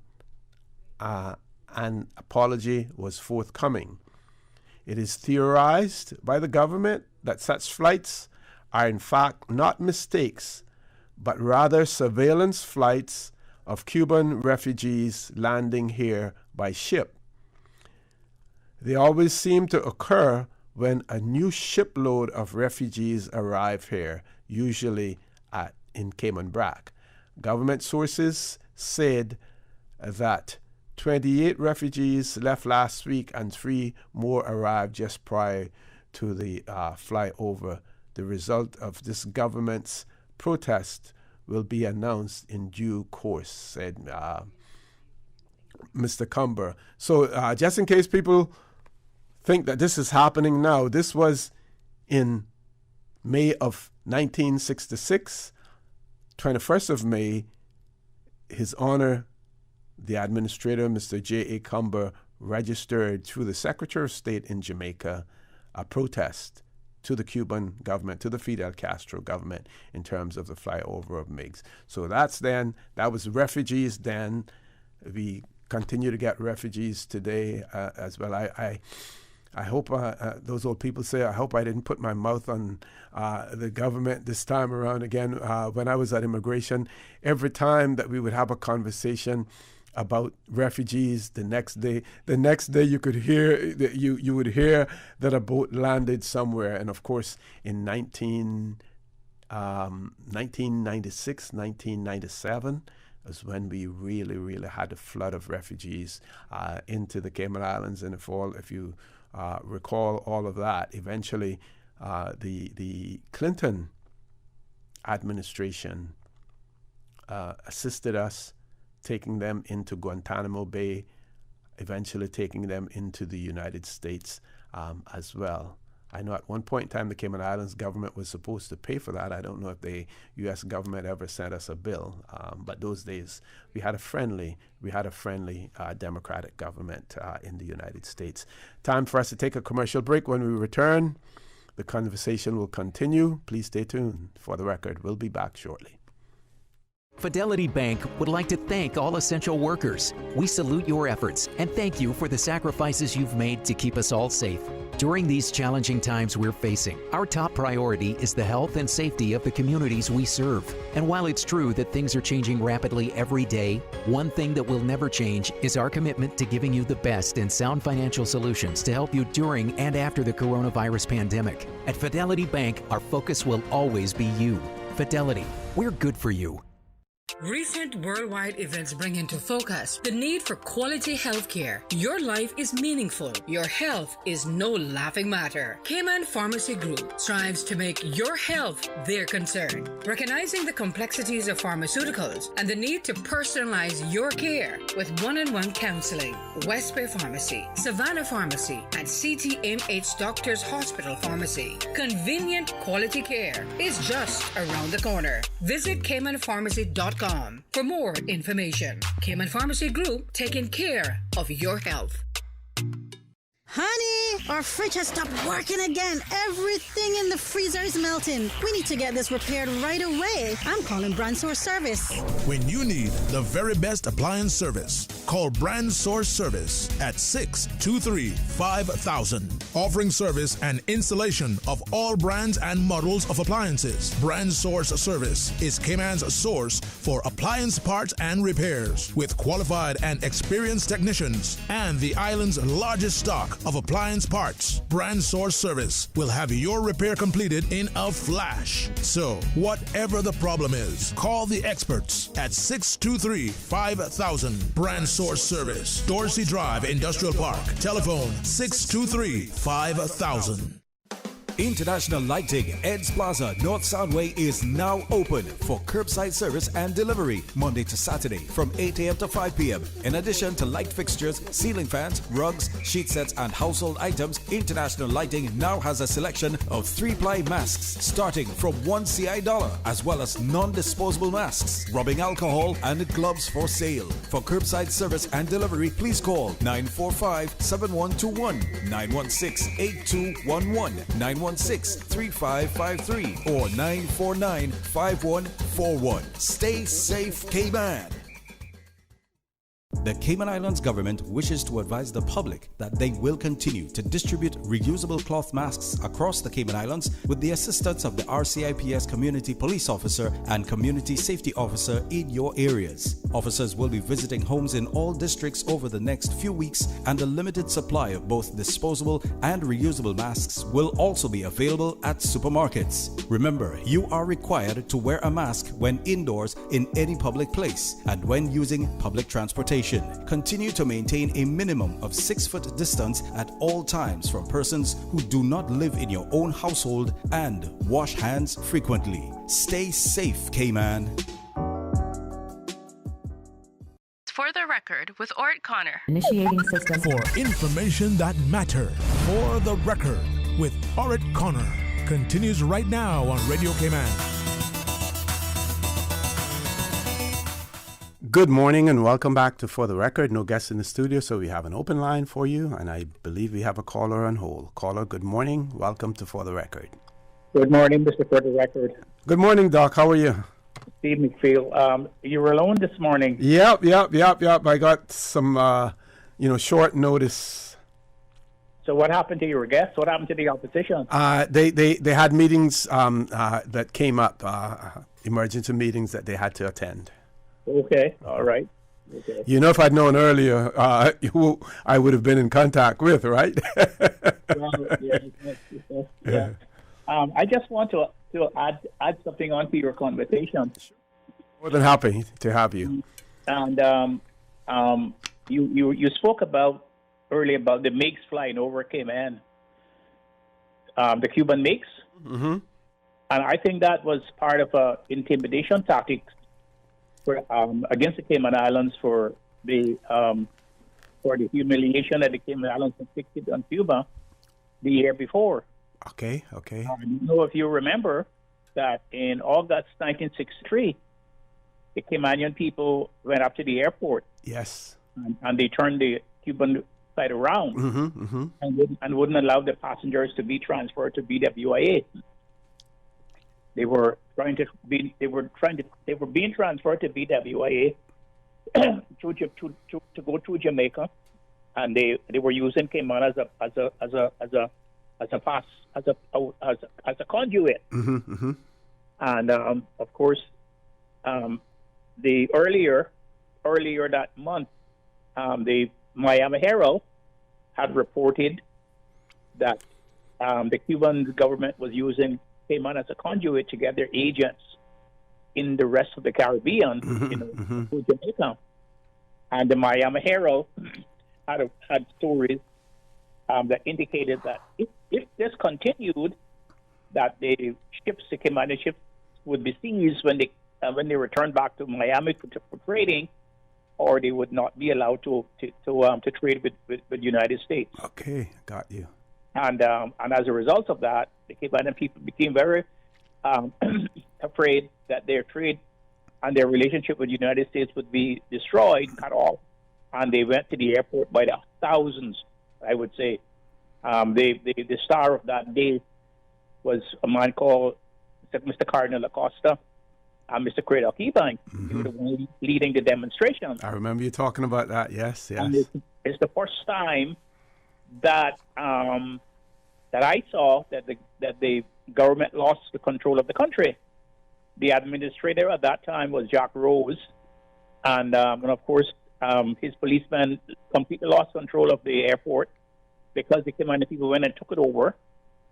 They surrounded the airplane with their cars and trucks, and they said that they would not allow the airplane to leave, the Cuban airplane to leave, or the British West Indian Airways plane to leave with any passengers from Cuba. And the standoff was almost the whole day. And finally, the Cubans gave in, boarded their flights that they came on, and went back to Cuba. And they said in Spanish that day, somebody that they interpreted what they said. They said that they would be back, and that we would understand what we had done that day. That we would regret what we had done that day.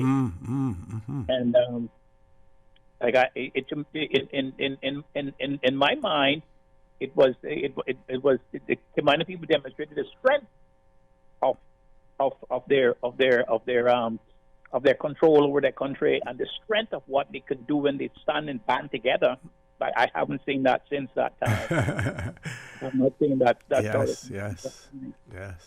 And also later that year, I left and went off to Cuba to Canada, and I also had I was a contributor to not a contributor, but I was receiving the trade wind. I had a subscription to it. Before I went over there, and it's and of course the Canadian, by that time, the Canadian people had been coming here then, and the galleon had already been bought by the McLeans, by the McLeans from Canada, from British Columbia, and Herb McManus was the one who was organizing the Western Canada flights every fortnight to Grand Cayman. Okay. And my ex-father-in-law, who was the general manager for the Royal Bank of Canada, was the one who financed the sale of the purchase of the villas of the galleon.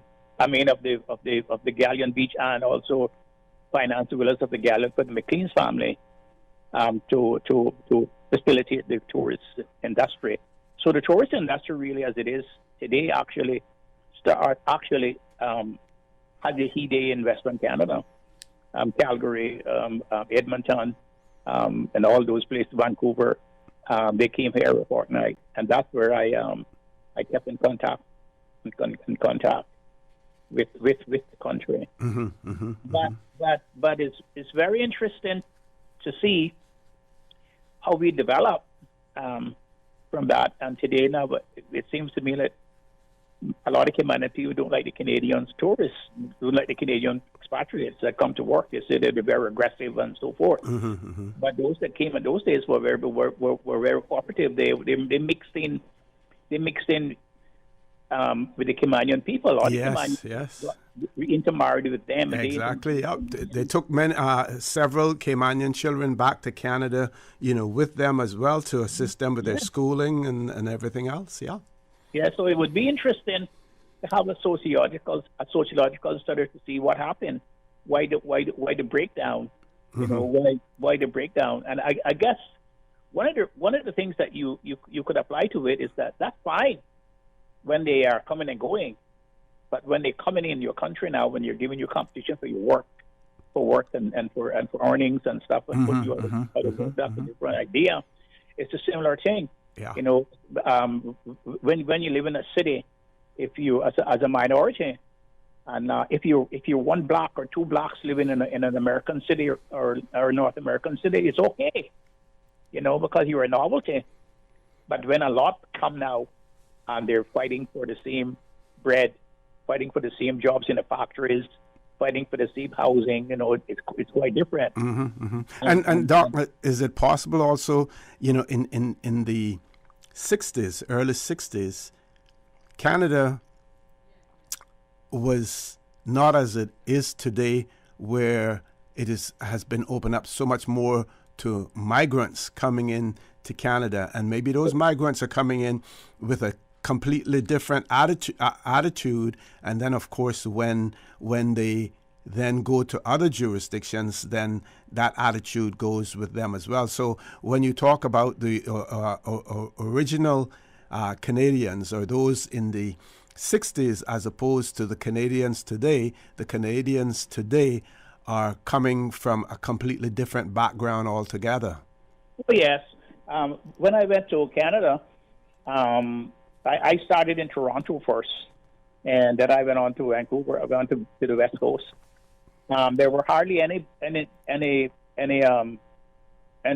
people of color in Toronto, and I remember in 1967 and 66 and 67, they had what they call an open door policy, where you could come as a visitor, and you could apply for a work permit and get a job, and that would lead you on for what they call a landed immigrant status, which is permanent residence, and then you could stay. Yep.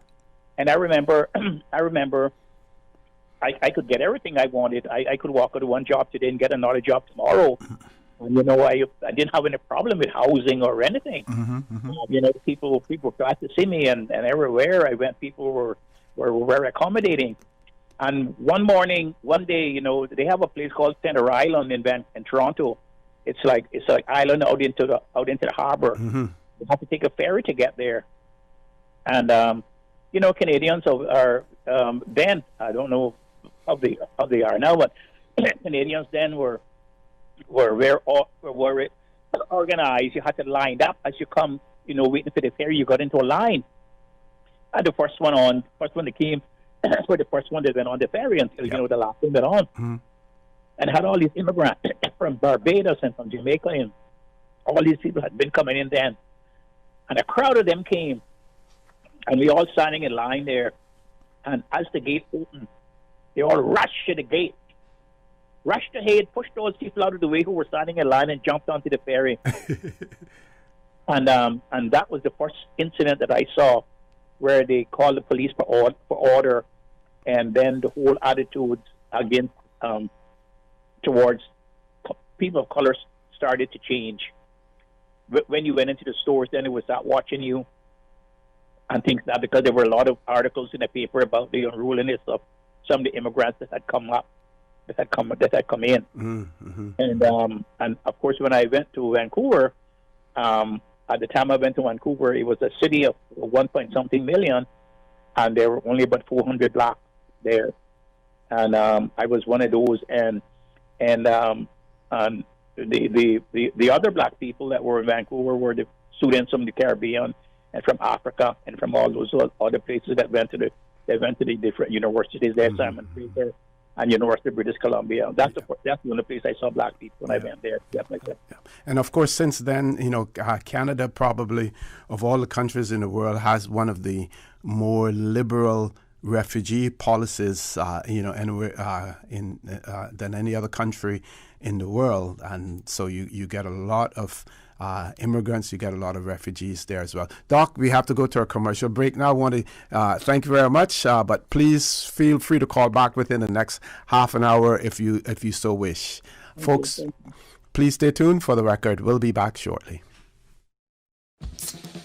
We all know there's nothing more refreshing than the taste of an ice-cold Coca-Cola straight from the cooler. No one can stop me when I taste the feeling. Whether it's celebrating a birthday, promotion, or just a great meal, make each moment a Coca-Cola moment. No one can stop me when I taste the feeling. Available across the Cayman Islands from Tortuga Distributors. Make sure you ask for the unforgettable flavor of a classic Coca-Cola. At Seaboard Marine, customers often ask us questions about their shipments. I have various items coming from different suppliers that I need to ship to Cayman. Do you offer consolidation? Yes, Seaboard Marine offers consolidation for full and less than container loads. We can hold your packages at our Miami warehouse until everything arrives and ship it all in one go. And we have the best rates to Grand Cayman. Visit seaboardmarine.com for more information. Shipping shore to shore, Seaboard. Hi, I'm remodeling a bathroom. I have a few questions. Sure.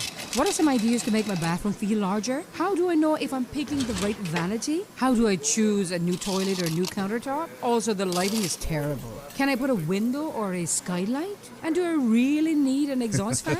You've come to the right place. At Brand Source, we custom design kitchen and baths, and our talented design team can help answer your questions. Whether you're looking for a modern, functional family bathroom or a luxurious personal retreat, we'll help create that beautiful space that makes your home yours. And if you're in a rush for a new look and have a limited budget, our ready-to-install bathroom vanities, built with solid wood and countertops of the finest materials, are a quick and easy remodeling solution. For the very best in custom-designed kitchens and baths, visit Brand Source Home Gallery on Dorsey Drive, Industrial Park, Cayman's Kitchen and Bath Center. Beach access is now allowed using the last named protocols, but strictly for exercise, including swimming. Persons can exercise for up to 2 hours each day between 5:15 a.m. and 7 p.m. daily. Shoreline fishing and fishing by boat are allowed, but limited to 2 persons per boat. Strata pools can be used for swimming, and tennis courts can also be used, but are limited to members of a single household or a maximum of 2 persons with social distancing maintained. All residents must wear face masks or other face coverings while taking public transportation, inside buildings, or other public places. For more information and to view the new regulations in full, go to www.gov.ky/coronavirus. For the record, with Orrett Connor. Initiating system. For information that matters. For the record, with Orrett Connor. Continues right now on Radio Cayman. Good morning and welcome back to For the Record.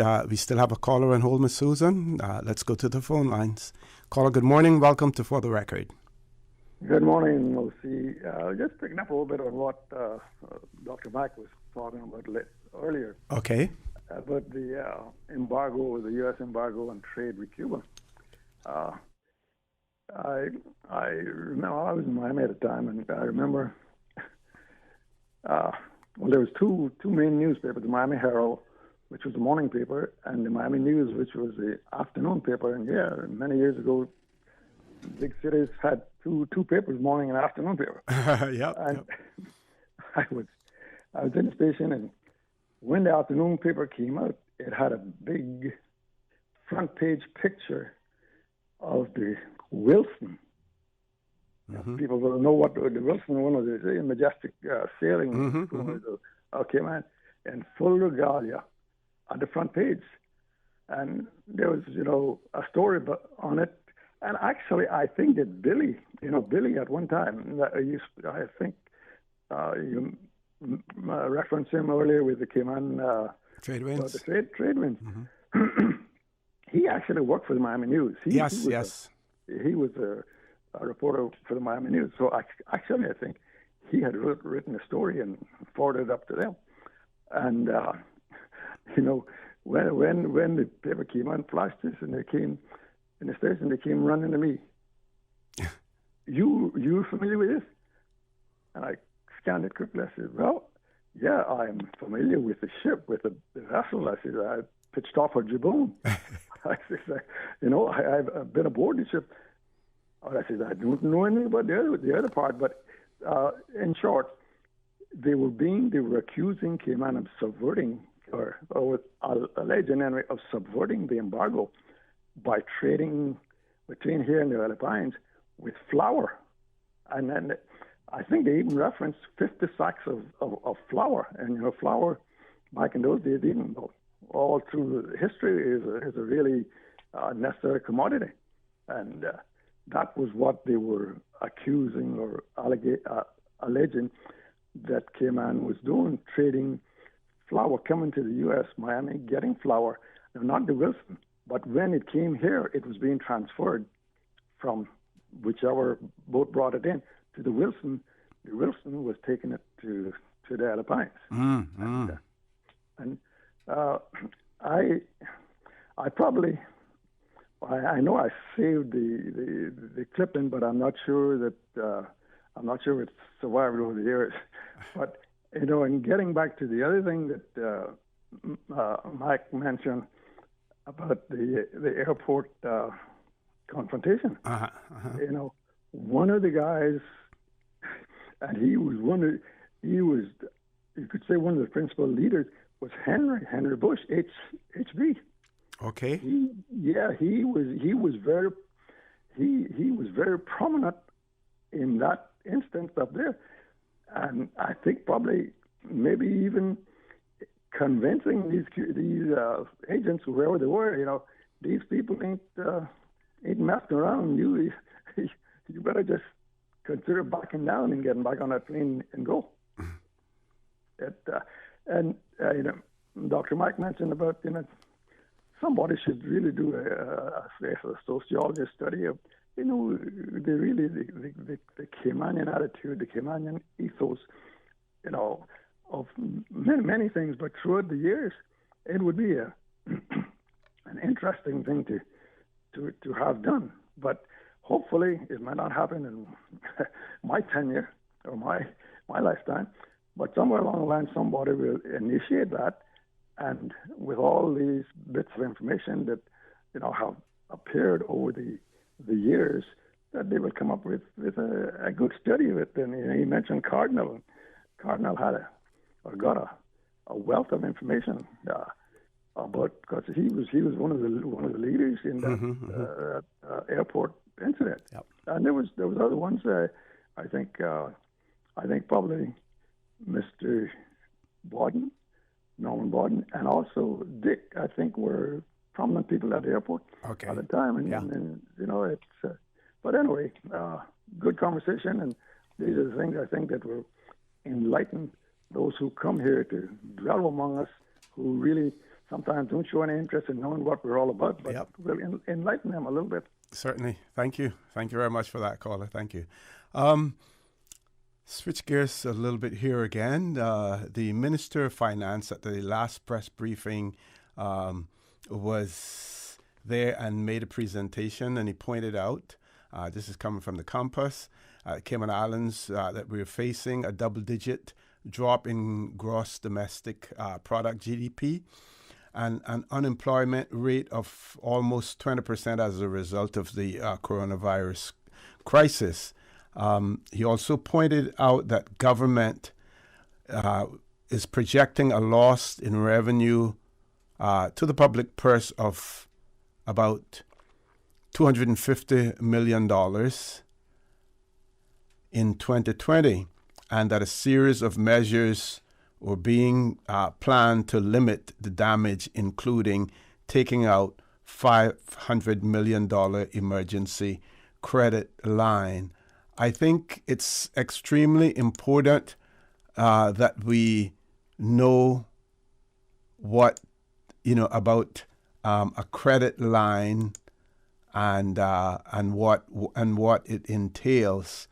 And I did have it. Okay, here we go. Yes. So I'll try to explain to you what a line of credit is, because we had questions, and I've heard comments in relation to this line of credit and why can't Caymanians participate in it, and in terms of the Cayman Islands issuing bonds to raise the $500 million. And I think it's, and the minister did say, it would be good if Caymanians could participate in it. He's hoping that all of the local banks will participate in it, but he was uncertain whether or not from a local standpoint, from individuals and companies, whether or not they would be able to raise $500 million. I would go on to say, and I'm not a finance person, and I don't, in any way profess to be any smarter when it comes to finance than the Minister for Finance. But I think it's almost like comparing apples and oranges as well when you talk about the issuing of bonds and a line of credit. And a line of credit is defined as a preset amount of money that a bank or a credit union, or in the case that the Cayman Islands are looking at, a number of banks would agree to lend to the government of the Cayman Islands. Based on that agreement to lend, the Cayman Islands would have the ability to draw down from the line of credit whenever it is needed up to the maximum amount. And the Cayman Islands government would only pay interest on the amount that is borrowed. So if we took this and use it, like say from a personal standpoint, if you're planning, and this is, again, from information provided on the internet, if you're planning a home project or some unexpected car maintenance expense come up, may come up, a line of credit could be a way to tackle those or other big costs. A line of credit gives you access to money on demand. It is typically offered by lenders such as banks or credit unions, and if you qualify, you can draw on it up to a maximum amount for a set period of time. You'll only pay interest when you borrow on the line of credit. Once you pay back the borrowed funds, that amount is again available for you to borrow. Flexibility is the key here. You can choose when to take out the money, pay it back, and repeat as long as you stick to the terms, including paying off what you borrow on time and in full. So the line of credit that the Cayman Islands government, when they will be putting out the request for services or the request to the various financial institutions, and they're hoping that it'll be taken up locally. It is to establish that line of credit so the banks, the financial institutions will have that money lined up for the Cayman Islands in the event that it is needed.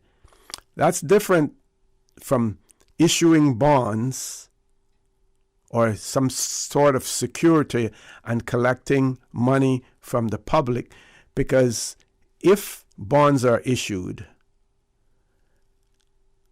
depending on the length of time that those bonds are issued and when they mature, the government will have to pay the interest on those mature bonds. With the line of credit, it does not involve that payment. I'm sure that there may be fees involved in some form or the other. The banks are not going to just have money, $500 million sitting there. But the Cayman Islands, in issuing bonds, then has that $500,000. They may or may not need it, but they will have to pay for those securities that they have issued. Whereas with the line of credit, the money is sitting there, you pay your interest after you borrow on it. So in my layman's terms, there's a big distinction between the two. Not to say that I'm averse to the Cayman Islands issuing bonds if they need money and allowing the Cayman population to participate in that, but I believe that there's a completely different argument in terms of what the Cayman Islands is looking forward to now. They're wanting to have that money secured in the event that it is necessary. At this point in time, it is not necessary. It is forecast that there will be a $250 million deficit over the year or so. And if that were to get worse, then that line of credit is there. But at this point in time, the Cayman Islands government does not need the money. So there's no need at this point in time to issue bonds, because that is not necessary. We're going to take a last commercial break. We have a couple callers that we want to accommodate before the end of the show as well. So folks, please stay tuned for the record. We'll be back shortly. At Seaboard Marine, customers often ask us questions about their shipments. Hi, I'm thinking of buying a car from the States. Which port do you ship out of? Hi, we ship out of Miami, Houston, and Brooklyn. Just let us know your port of choice and we can provide you with a quotation and answer any questions you may have on insuring and protecting your vehicle during its journey. Shipping shore to shore, Seaboard. FIS MoneyGram is pleased to announce their Shed Road location will be reopening for money transfer services effective Monday, May the 4th. Due to COVID-19 restrictions, MoneyGram and Shed Road will be open from 7 a.m. to 6 p.m. Monday through Saturday, servicing customers with A through K surnames on Mondays, Wednesdays, and Fridays, and customers with L through Z surnames on Tuesdays, Thursdays, and Saturdays. To ensure social distancing requirements, customers are required to make an appointment on their days by WhatsApp or texting 928-5130. That's 928-5130. MoneyGram, the safest and most convenient way to send money worldwide. Headlines. With the latest headlines.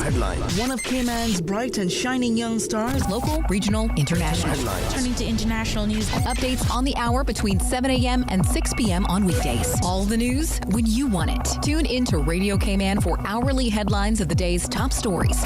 Radio Cayman, your voice, your choice, your radio. Your personal, physical, mental, and emotional health are crucial during these times. We are social creatures, and times of social isolation can seem torturous, but it is temporary. Much like the growing pains of our youth, we will get through this. During these times of social distancing, do all you can to maintain your physical, mental, and emotional welfare. Your family and the community needs you to emerge strong. Hashtag stay home, Cayman. All residents are asked to stay at home unless you have permission to work, have to go to a medical facility, pharmacy, bank, or supermarket. If you must go out, remember to stay at least 6 feet from other persons who are not members of your household. This reduces the risk of transmission, whether or not a person with coronavirus is showing symptoms. Everyone must wear face masks or other face coverings while taking public transportation, inside buildings, or other public spaces. For more information and to view the new regulations in full, go to www.gov.ky/coronavirus. For the record, with Orrett Connor. Initiating system. For information that matter. For the record, with Orrett Connor. Continues right now on Radio Cayman. Good morning and welcome back to For the Record. We're on the last leg of the show this morning. We still have callers on hold, Ms. Susan? No callers. Okay, one of our listeners has written in and said, good morning, Mr. Connor. I thought I read some time ago that people who got permanent residence did not pay their fees. Yes, I think that at one point in time, that was a situation where they didn't pay their work permit. When you get permanent residence, you granted it, and you have to if it's with the right to work, then you pay the fee that is associated with the line of employment that you're in, the occupation that you're in. You normally pay that, and some people were not paying that. And it says, shouldn't the government try to recuperate that money? And Cayman needs to do so due to the Jamaican government, what Trump did. Trump is continuing to deport Jamaicans back to Jamaica, not only Jamaicans, but other countries as well. And we've seen in one Central American country, I believe, where one of the deportees actually tested positive for COVID-19 when they arrived, which meant that they left the United States with it as well. Again, I continue to lament the non-cooperation that we're getting from the Jamaican government in relation to their 80-odd plus nationals who want to return to Jamaica are unable to do so because their borders are closed, but yet they are obligated to receive nationals from the United States. And now I think that over 4,000 cruise ship workers as well. We had one vessel with 1,044 Jamaican workers. We had another one with 200 and something, and several others going in as well. I think we have a caller, Ms. Susan. Let's take that caller. We have about 5 minutes left to go in the show. Caller, good morning. Welcome to For the Record. Good morning, Mr. Connor. I'm back again. Morning again, Doc. Morning. Thanks. Okay. What I would like to say is that the Minister of Finance is completely correct. Mm-hmm. There's no wealth in Cayman. In other words, Caymanian people themselves don't have any wealth. The majority of Caymanian people don't have any savings. So the money that's in the bank does not belong to them. It's money that belongs to other people, and money that's passing through. And the wealth of the country, as far as structures are concerned, are not belong to Caymanians. They belong to foreign people. All the condominiums on the 7 Mile Beach, the businesses on the 7 Mile Beach doesn't belong to Caymanian people. Yep. And Caymanian people, and this pandemic, this crisis reflects that, how vulnerable Caymanian people are. The majority of Caymanian people only have savings to last for a couple of months, but they don't have any great savings in the bank that they can take, that they can purchase bonds like in other places. They don't have any savings that they can go and buy shares in the stock exchange and invest in their country. And that's what he means, as far as my opinion. And therefore it's an illusion to talk about Cayman people wealth. The Cayman people are not wealthy at all. Between 1976 and 1984, we had the fastest growing middle class in the Caribbean in those years, and then that has gone now. That has been diminished now. The middle class people are the lower classes now, and the lower classes are poor. So you couldn't find. There are a few families here that have funds. There are a few families that have funds. Some of them have invested in Cayman, but the majority of them have not invested in Cayman per se. Yeah, and Doc, if I may, in the 40s, 50s, and 60s, when our men went to sea, this country was built based on the savings. Now, yes, some families may have existed from allotment to allotment, and had to wait for that allotment to come. In the meantime, they got credit and everything. But if we look at the late 70s and 80s, when things like fixed deposits were introduced in the Cayman Islands, and Caymanians were employed in, like how you spoke about Canada, where you were able to go from one job, leave one job and go to another job the next day. That was how Cayman was then. We had savings then. But like you said, now, just like in the United States, they said if someone had to find $400 for emergency car repair, I forget what percentage of the population would be unable to do that. And we find that some Caymanians find themselves in that position now as well. Yeah, so less than 2 or 3% of the people in Cayman own the wealth. And most of them are not Caymanians. Yeah. And most of them are not, and that's what the financial secretary, the Minister of Finance, Honorable Minister of Finance, was probably talking about, because you couldn't go and raise money. I mean, in the 1950s and 60s, when I was growing up, Caymanian people could invest in Cayman Airways and the Simboko company and all that kind of stuff and things like that, but they can't do it now. They have nothing.